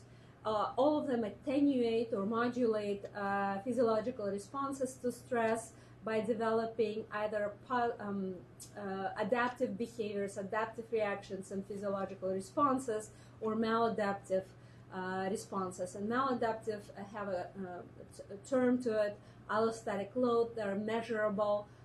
Blood pressure or obesity are results of, for example, chronic stress exposure. In this process of evaluating stress, diathesis model of brain immune interactions and endocrine interactions is being considered because they are bidirectional interactions between central nervous system, autonomic nervous system, sympathetic and parasympathetic, neuroendocrine and immune systems in developing flight or fight response of stress exposure acutely and chronically. And in research, it's important to evaluate all of the components of stress response.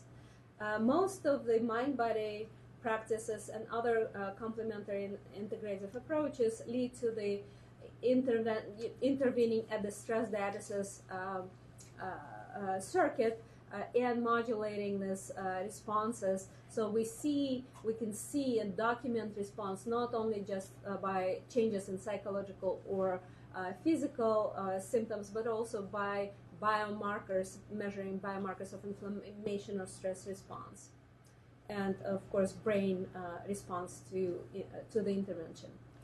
It's not easy to perform research studies of the ancient Eastern techniques within the context of Western medicine that can be very skeptical about the techniques themselves, but also applicability to Western diagnosis and diseases that we treat.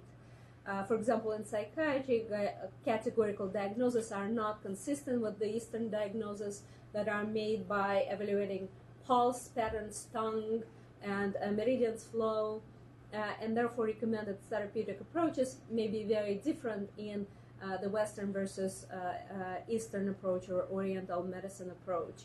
For example, on the basis of these individual evaluations, the origin of depression, anxiety, or insomnia may be very different from just a cumulative consensus-based diagnosis that we apply in the Western medicine. There are certainly differences in practices and the lack of standardization among trained CAM professionals. It's difficult to translate into accepted research design and use only Western outcomes. There's certainly a self-selected bias in the volunteers. Generally, these people are interested in mind-body approaches and believe in their helpfulness, and therefore placebo response could be increased in the CAM research.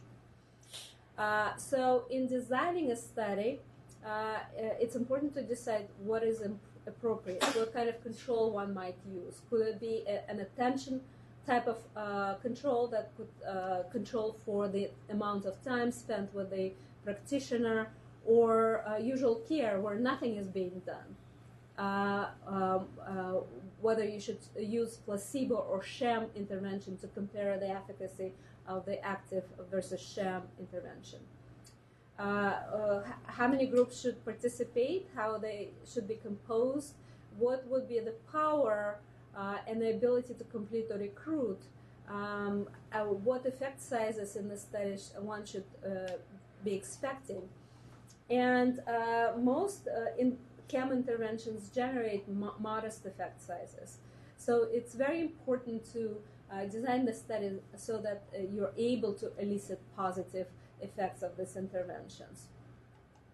What should be the duration of the intervention? Generally, we borrow from the mainstream studies. For example, in depression studies, the average duration of an acute treatment program is 8 to 12 weeks.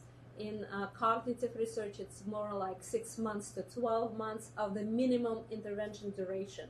So we have to borrow this knowledge from the mainstream medicine, Western medicine, and that also helps us compare the overall effect sizes and outcomes.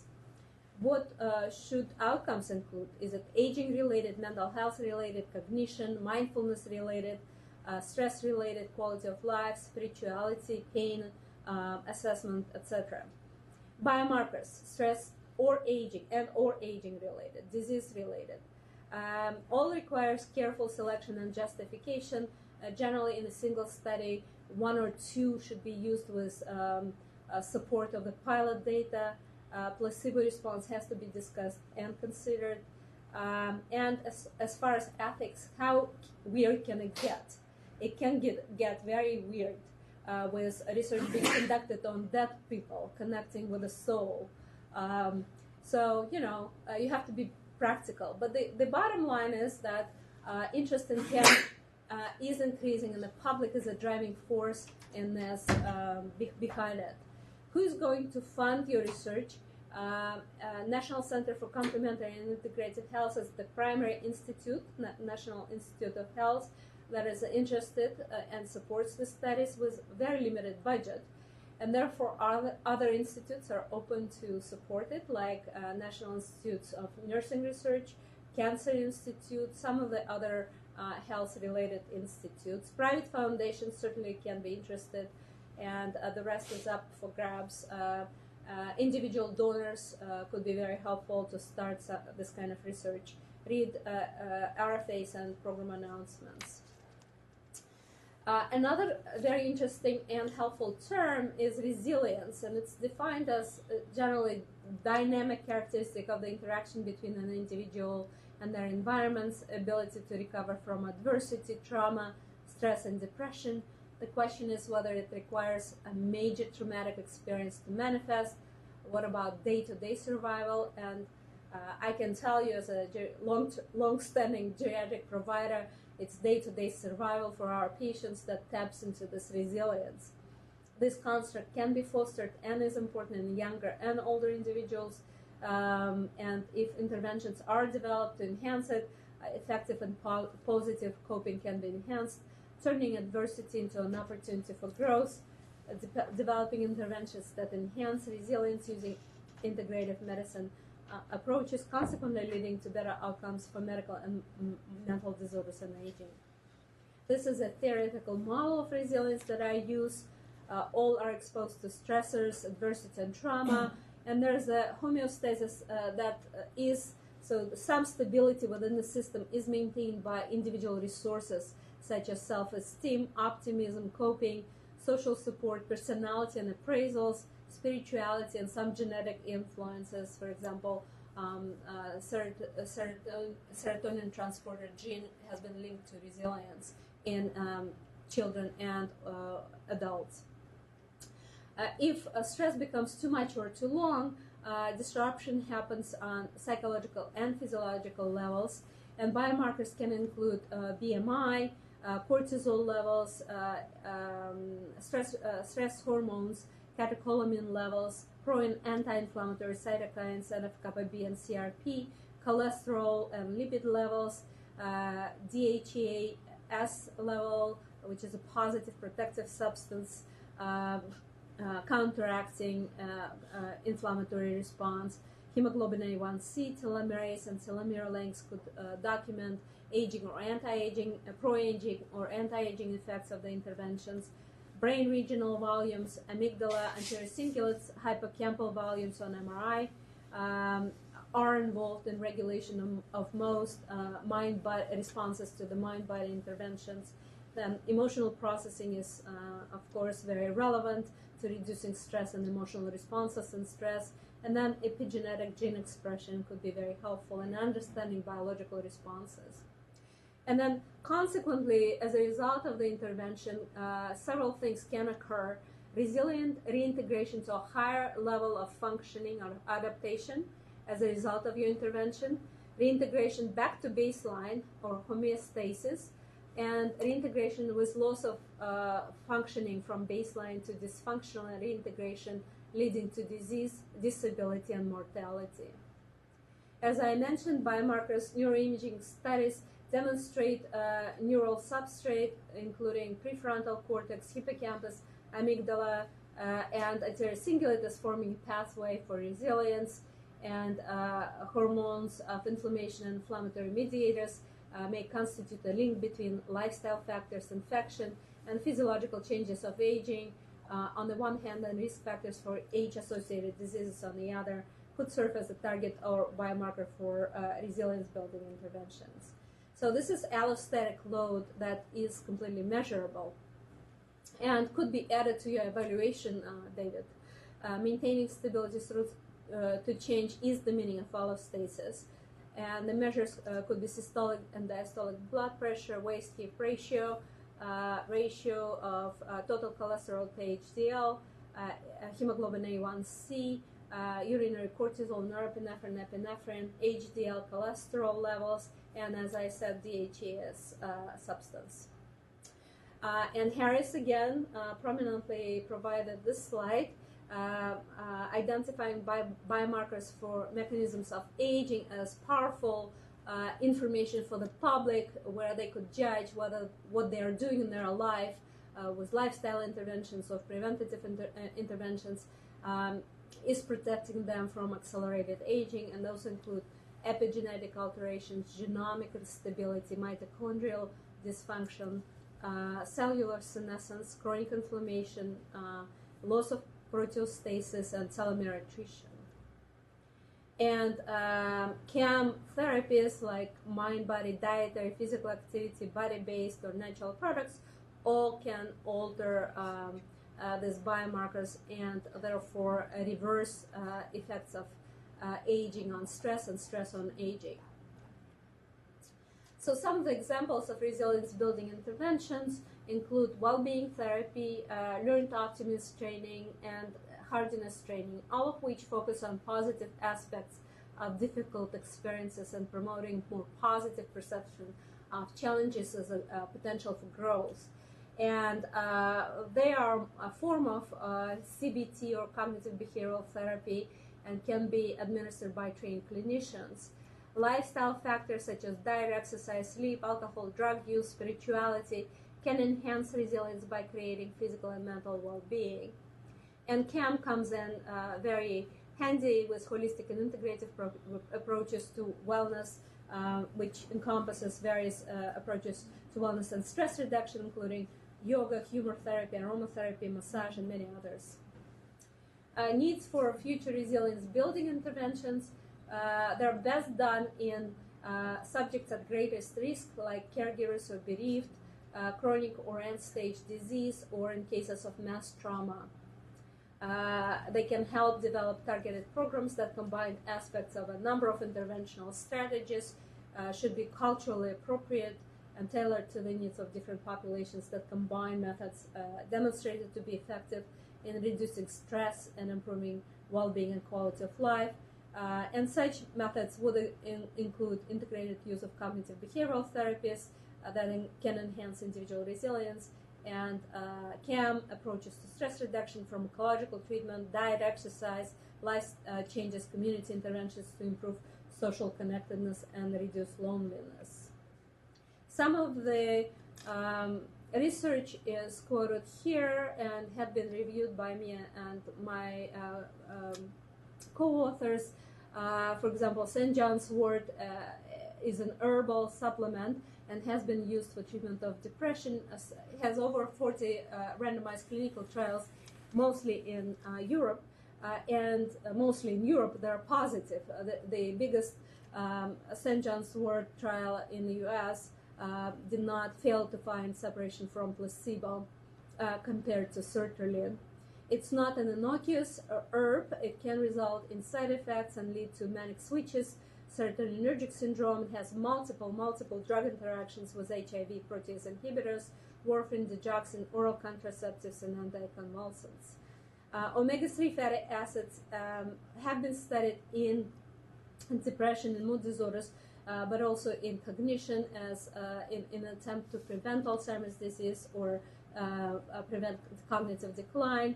And in both conditions, depression and dementia cognition, the results are mixed, some positive, some negative. It's conceptualized to work through mood stabilization, memory enhancement, neuroprotection, reduction in amyloid production.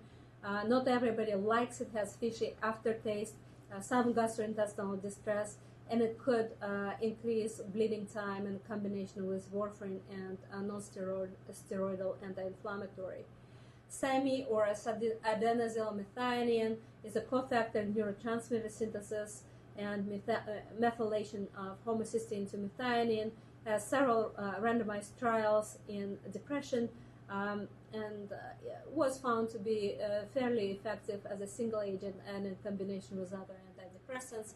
In animal studies of dementia and cognition, it is suggestive of potential use, but no human studies are available. Again, not without side effects, mania, gastrointestinal distress, headaches, and interactions with SSRIs. Other commonly used supplements as folate and B12 and B vitamins are cofactors in neurotransmitter synthesis, precursors to SAMe, and folic acid. Some of the B vitamins have been found to be an effective adjunct to treatment in depression if added to a standard antidepressant treatment. Some RCTs are suggestive of usefulness in prevention of cognitive decline and improved memory performance in some limited studies. They too could induce mania and can interact with negatively with SSRIs and antidepressants. Ginkgo biloba is commonly used by consumers, by patients, In depression, there are a number of trials identifying potential for use for sexual side effects due to antidepressants. There are a number of studies in the US and worldwide having mixed results for the use in dementia and cognitive decline, with some side effects including increased bleeding time and allergic reaction. The mechanism of action includes lowering oxidative stress, reducing neural damages, and increased blood flow to the brain. Then some of the health systems like Ayurvedic Indian healthcare system with the use of herbs, diet, and lifestyle to achieve balance and cognition and well-being, but also acupuncture and traditional Chinese medicine have a number of studies suggestive of positive effects for acupuncture for depression. Small randomized trials do not find too much change in mood, but overall Cochrane review finds it inconclusive altogether because of the lack of the data. Interestingly, in dementia, there are a number of positive studies even in diagnosed dementia, Alzheimer's type, or vascular dementia done in China. There are no such studies in the West supporting this evidence. As I said, mind-body therapies like yoga, spirituality, or exercise have very few or no side effects, and they are working through rebalancing mind-body spirit connection, definitely are helpful in depression, enhance well-being. In a few studies for yoga, spirituality, interestingly, is universally positively implicated in treatment and prevention of depression and cognitive decline through lowering stress and enhancing cognition. Some of it is attributed to church attendance and increased social support. And exercise, aerobic exercise or strengthening exercise have improved cardiovascular function, release of endorphins, and increased energy and mental stimulation have been found and increasingly are used for improvement in mood and well-being, especially in minor or non-major depression, and modest improvement in cognition and dementia and cognitive decline. About using supplements, who should get supplement? Edmond and Monsi framework for recommending supplement included healthy diet as a foundation for healthy lifestyle, and all other recommendations have to be based on a rationale and mechanism and have positive benefit to risk ratio, define dosage and time frame for assessing effects, and targeting populations, mostly those with adverse or inadequate response to medications, patients who want to try natural approaches, and then other vulnerable populations that have inadequate nutrient intake. For us, geriatric psychiatrists, it's mostly home dwelling based elderly who don't have access to nutritious food. Some of the herbal interventions have some documentation of use, and the references are given in this table.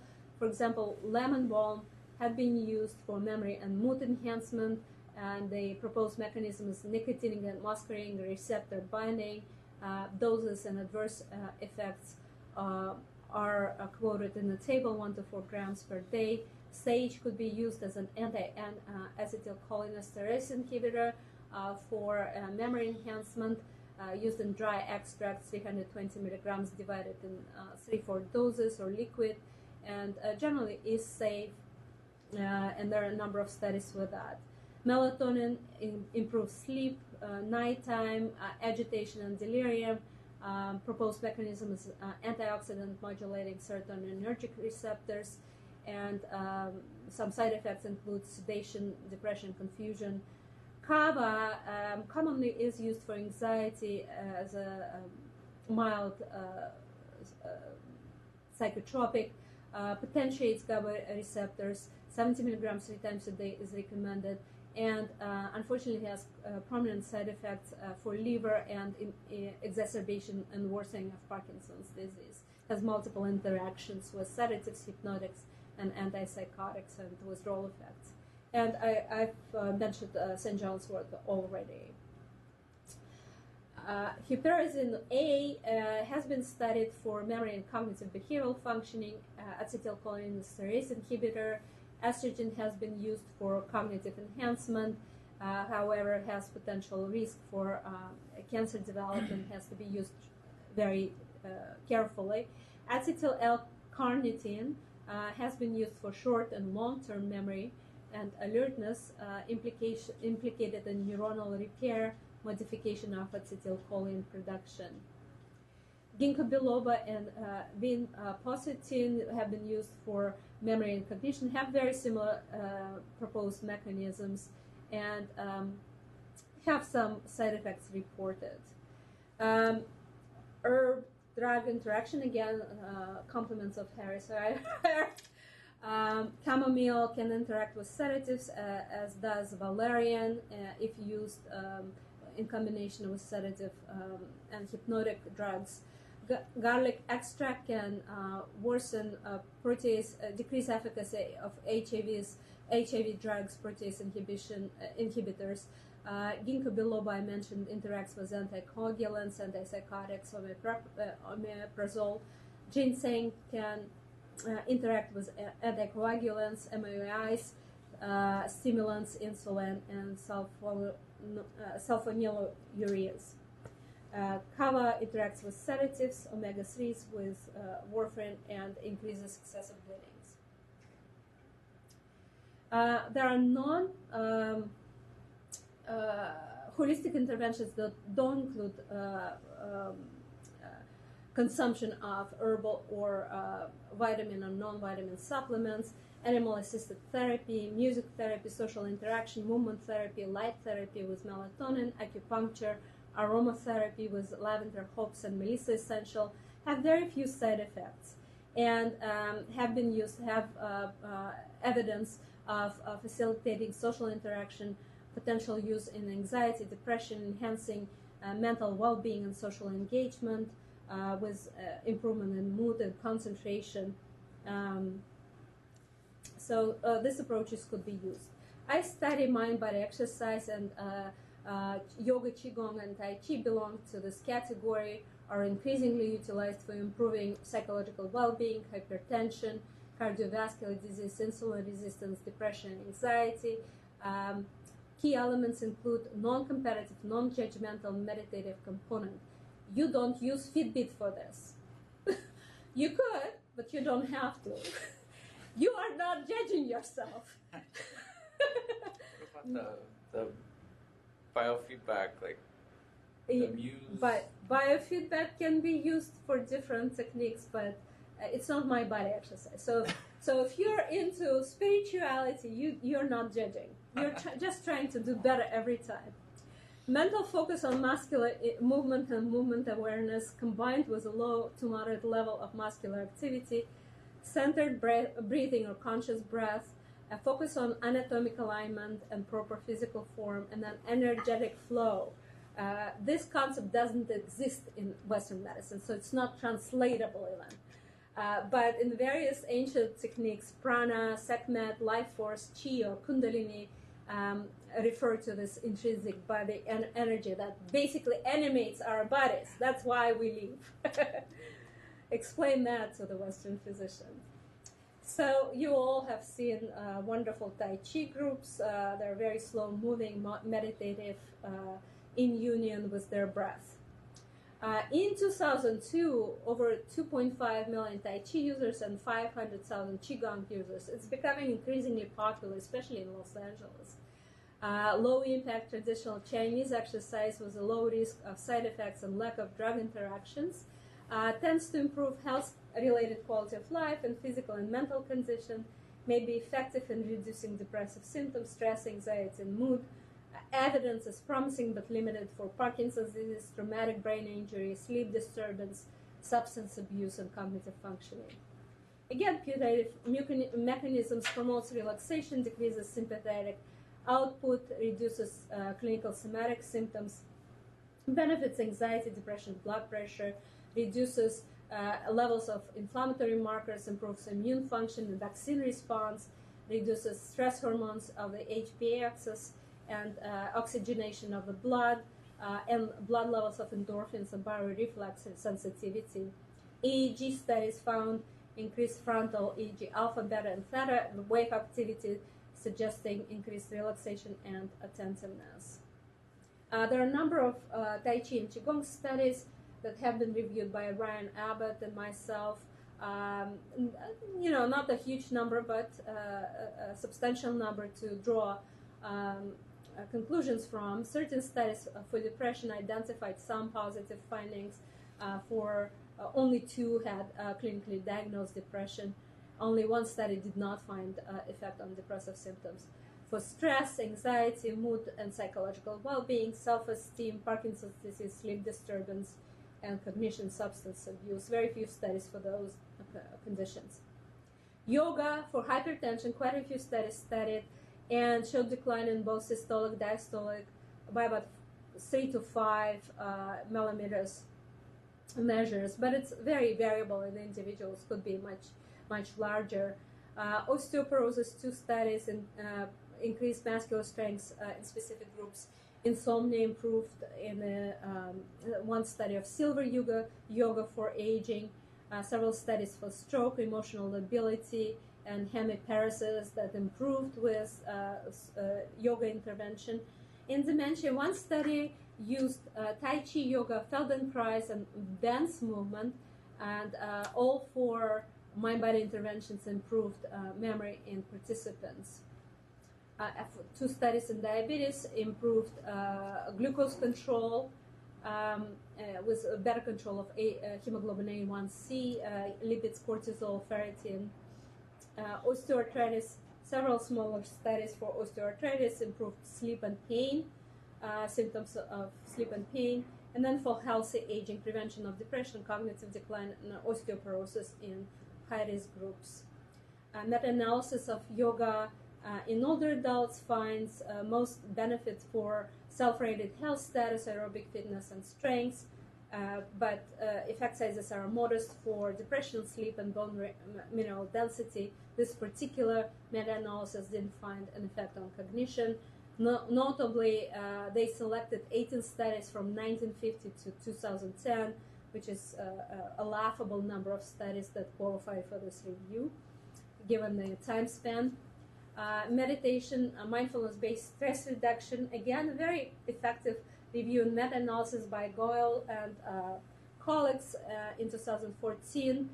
47 trials with 3,500 participants, a large number of citations, and found moderate evidence of improved anxiety, depression, and pain, low evidence of improved stress, distress, mental health, related quality of life, positive mood, attention, substance use, eating habits, sleep, and weight.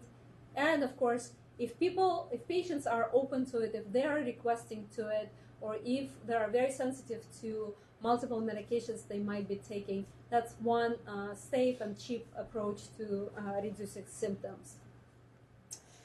Here are the studies that I conducted: yogic meditation to reduce stress and improve functioning in family dementia caregivers, which was sponsored by Alzheimer's Research and Prevention Foundation. They only had to practice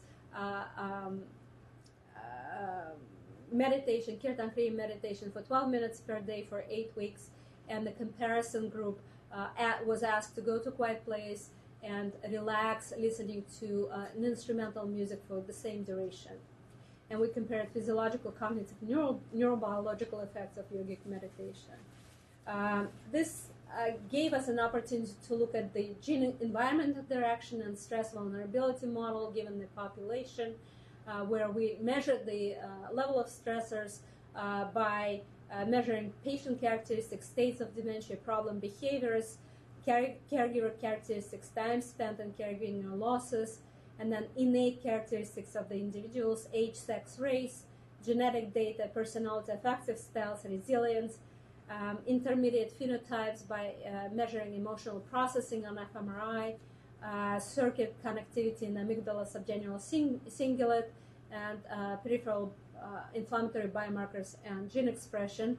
The phenotypes included a response to intervention, depression, no depression, and then resilience. So we recruited 39 stressed caregivers with minor depression, randomized them to 12 minutes per day meditation, and all of them had this revelation that they had 20 minutes of to themselves, because generally they're very busy. They can't come to a yoga studio for a class, but they could find 20 minutes a day to practice this very easy, simple meditation. It includes breathing and chanting versus just closing their eyes and listening to the music. Measures included distress, depressive symptoms, anxiety, burden, cytokines, cortisol, catecholamines, cognition, PET scan, fMRI, NF-kappa-B, telomerase, and gene expression. Kirtan Kriya is an 11-minute chanting exercise in the Kundalini yoga tradition that people have been practicing for thousands of years, using a mantra, sa, ta, na, ma, but also singing it, sa, ta, na, ma. Kirtan is a song, and those sounds are primal sounds from the Sanskrit, meaning birth, life, death, rebirth. Kriya refers to a specific set of movements and chants, and also at the same time, participants are asked to focus their attention on the eyebrow point, close their eyes, and imagine a flow of light, white light, through the middle of their brain and exiting at the brow point as depicted on the diagram, with the focus on attention at the brow point. So we recruited 23 participants, caregivers, in the meditation group and 16 in the relaxation group. And the groups did not differ by age, education, months of depressive symptoms, quite a few months, 3 to 4 years, years of caregiving, almost 5 in each group, hours per week, 47 to 63 on average. And then we compare them on CRS, which is a cumulative illness rating scale, which is a medical burden scale, and cardiovascular risk factors, CVRF scale, and then the severity of depressive symptoms, and they fell into this category of moderate to mild depression. Depressive symptoms here improved over time, and the meditation group improved more statistically significant over time compared to relaxation, but even the relaxation was effective in reducing depression. Both interventions improved resilience, but meditation improved it on a greater scale. When you see graphs deviating like this, that means that groups were very different in how they responded to cognitive testing, and meditation group improved on average, and relaxation did worse over the course of 8 weeks. Cognition, Trails B, which is an executive function test, same thing. Meditation improved, which means time spent in performing this test decreased in time, which is an improvement in function compared to relaxation. NF-kappa-B has been linked to chronic stress and body immune responses as an inflammation-induced carcinogenesis and anti-tumor immunity, is a measurement of stress reduction, and monocytes have been used to examine this. Again, a meditative group showed decline in NF-kappa-B, which means a decline in inflammatory peripheral inflammation, and relaxation increased and showed more inflammatory response. Telomerase is a biomarker of cellular aging. Telomerase sustains telomere lengths as a marker of biological age, linking stress and disease. Greater stress and negative effect and vascular risk factors are associated with lower telomerase activity. It is a predictor of long-term cellular viability, which decreases with chronic psychological stress. And here it was a very novel finding at the time. Meditation increased telomerase activity, and relaxation reduced it over the course of 8 weeks, which also translated into a better functioning, mental functioning in meditators. Microarray analysis showed change in 64 genes overall over 8-week period, and 9 gene transcripts showed systematic upregulation. 45 genes showed systematic downregulation. That means what we do, what we choose as an activity throughout the day can change our genetics, and genes are not our destiny, as Dr. Merrill said in his lecture. Then promoter based bioinformatic analysis implicated reduced NF-kappa B signaling and increased activity of interferon response factor 1 in structuring both these effects. So NF-kappa B was reduced, meaning that pro-inflammatory response was reduced, which is a positive thing, and antiviral response was increased, which is also a positive response in terms of enhancing our protection against viruses. Then the brain effects were studied by using PET and fMRI in selected group. Right inferior frontal area showed difference between the group over time, showing decrease in glucose metabolism in the meditation group compared to the control group. And mind you, the meditation is fairly complex, that uses different modalities, and it probably exercises frontal lobes that are involved in executive function and multi-level decision making, in which this inferior frontal lobe is implicated as a regulating region. Because visualization was involved, we also exercised left associative visual cortex here. Again, region was decreased in the meditation group compared to the control group in terms of glucose metabolism, which means a greater efficiency of the brain was achieved. We also used fMRI to evaluate individual effects of the total meditation versus rest as a comparison condition versus elements of the meditation, just tapping fingers, just chanting mantra, or visualizing light, without doing the rest of the elements of the meditation. And so the differences in the groups are depicted below, tap versus rest, in the red and yellow in the frontal lobe and motor area strip, chant versus rest, again, because movements are involved, it's motor strip and frontal areas, and visualization versus rest, posterior areas of visual cortex. So tapping and chanting activated pre- and post-central gyrus, visualization activated superior lateral occipital cortex, and Kirtan Kriya as a whole showed activity in medial frontal cortex, medial occipital cortex, and prominent activation in bilateral temporal poles. Default mode network also demonstrated large attenuation with low frequency oscillation following initiation of meditation. And that's the independent component analysis that differentiates practices of relaxation, which looks very much like default mode network. All of our brains evolutionarily look like this at rest. When we close our eyes and our minds are wandering without focus, that's how brains are looking, like in the relaxation group on the left. The meditation looks very different. It activates different regions, and it's a brain fitness exercise, basically, involving different regions of the brain. We also compared meditators to non-meditators, and meditators showed higher activity in the functional network, including in self-referential circuit, anterior cingulate, frontal orbital cortex, and insula, that are implicated in multiple mind-body practices, meditation, other types of meditation as well.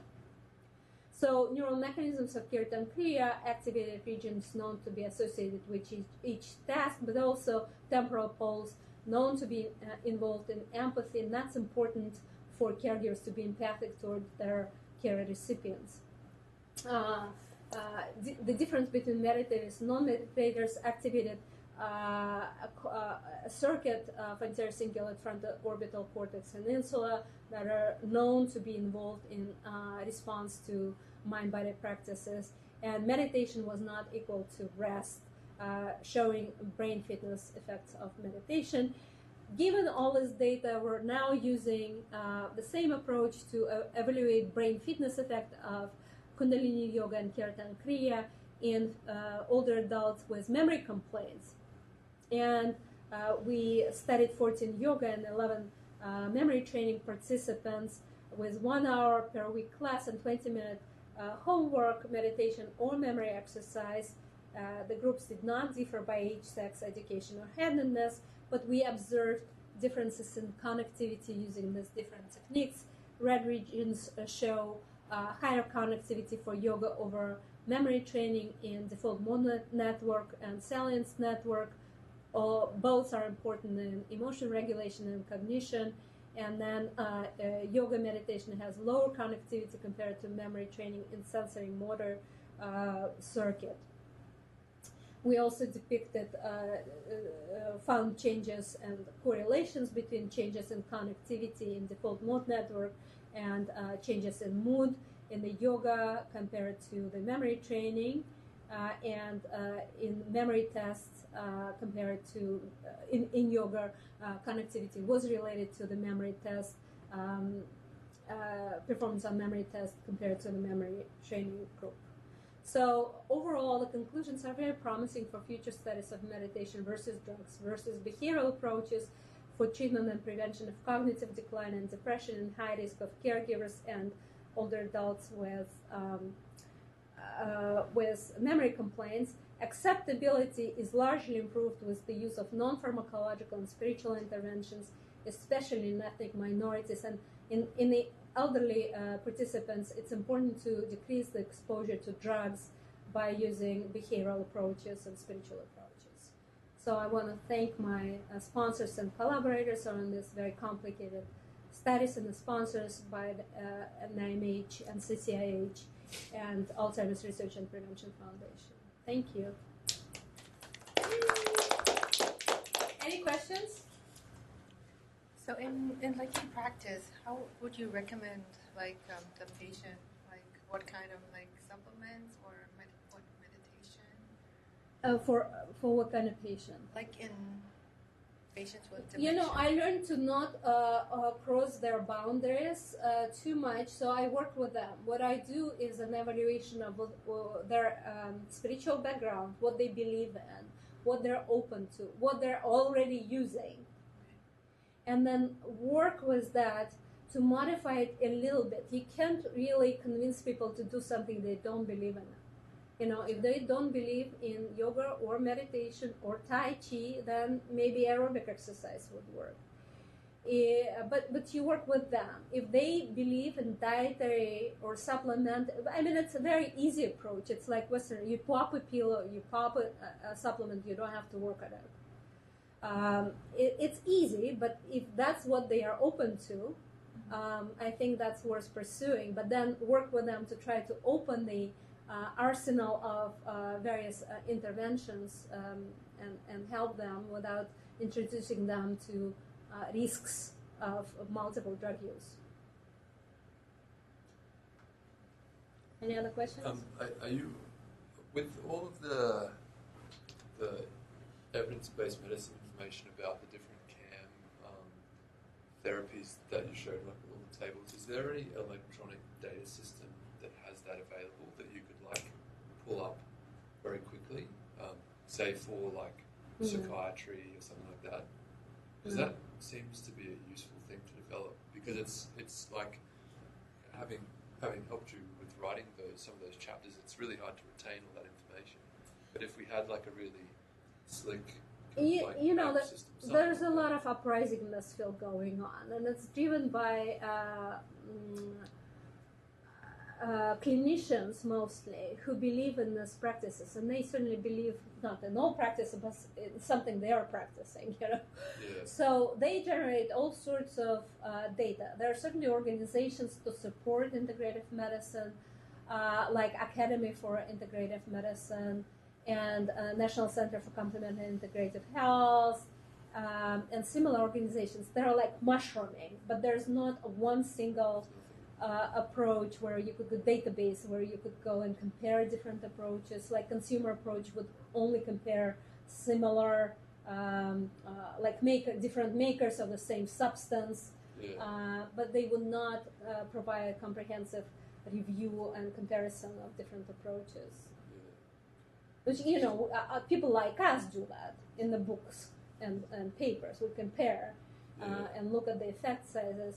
But with complex and multiple interventions like CAM, it really comes down what's acceptable to an individual patient. Yeah. Yeah. Don't you think? Yeah, no, And you have to work agree. with them to open what the acceptability to different areas. Yeah, yeah, Research will support the database, of course. yeah, yeah. I'm just thinking like it, because it's for it to be openly, this sort of information to be available to physicians and patients like around the world, an app system Sure. that's really fast. Oh, yeah. Like kind of like Medscape does it Yes. already for conventional. That will work.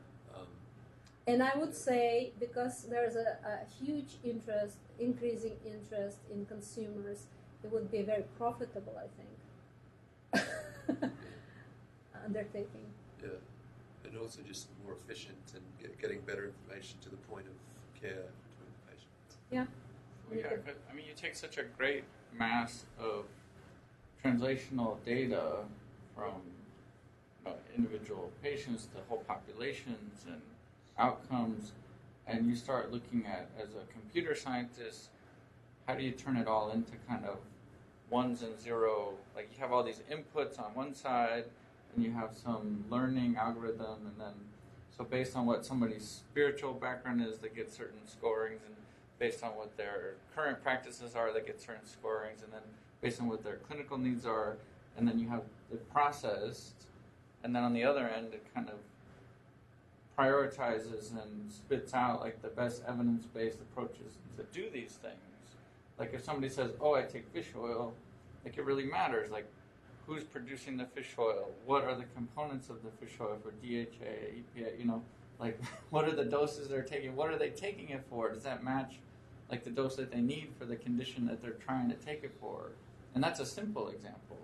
Yeah. No, so they have like consumer lab approach for comparing different products. Right.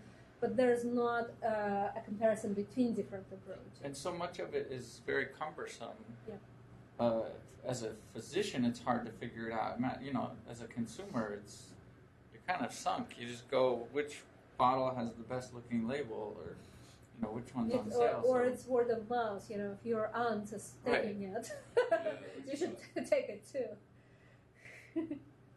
So it's how do you leverage all this great scientific information into systems that are then have the best interest, not just for profits, but have the best interests of the consumers in mind. And ideally, it becomes just like plug and play. Like people offer up their own information in some way that they want answers, and then they're given guidance, like evidence-based and grounded guidance that doesn't, it's all this big brother fear about information. You know, my take on it would be at least comparison of the effect sizes. You know, like this for this condition, this application or this intervention can generate this effect size. You know, and they're comparable. And it could be that different people would respond to different things, but that's like the next step of evaluation. Yeah.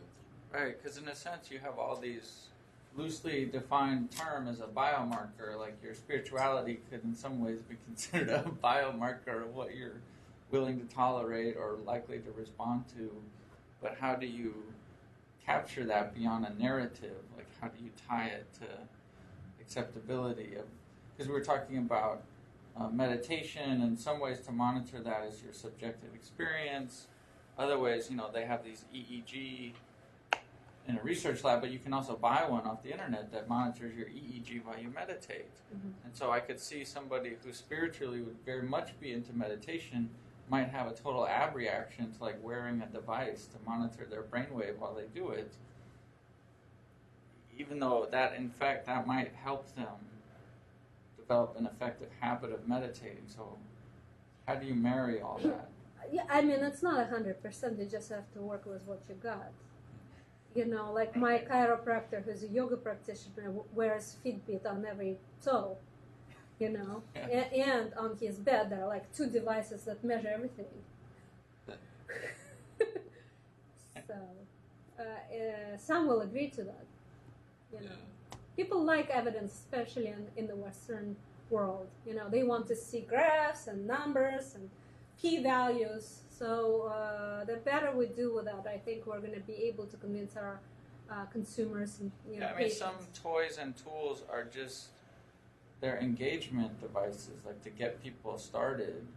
And then it's the whole, like, an issue with Fitbit is that they have a lot of people sign up, and then after 6 months, the person is exercising, so they no longer need the product. This is where, the Apple Watch is a better idea because you'll use it for your whole life, versus like something very fixated. You might need tracking while you develop a habit, but once you have the habit, you no longer need to track unless you fall off the proverbial wagon. Like if you become inactive, then you might get out the tracker and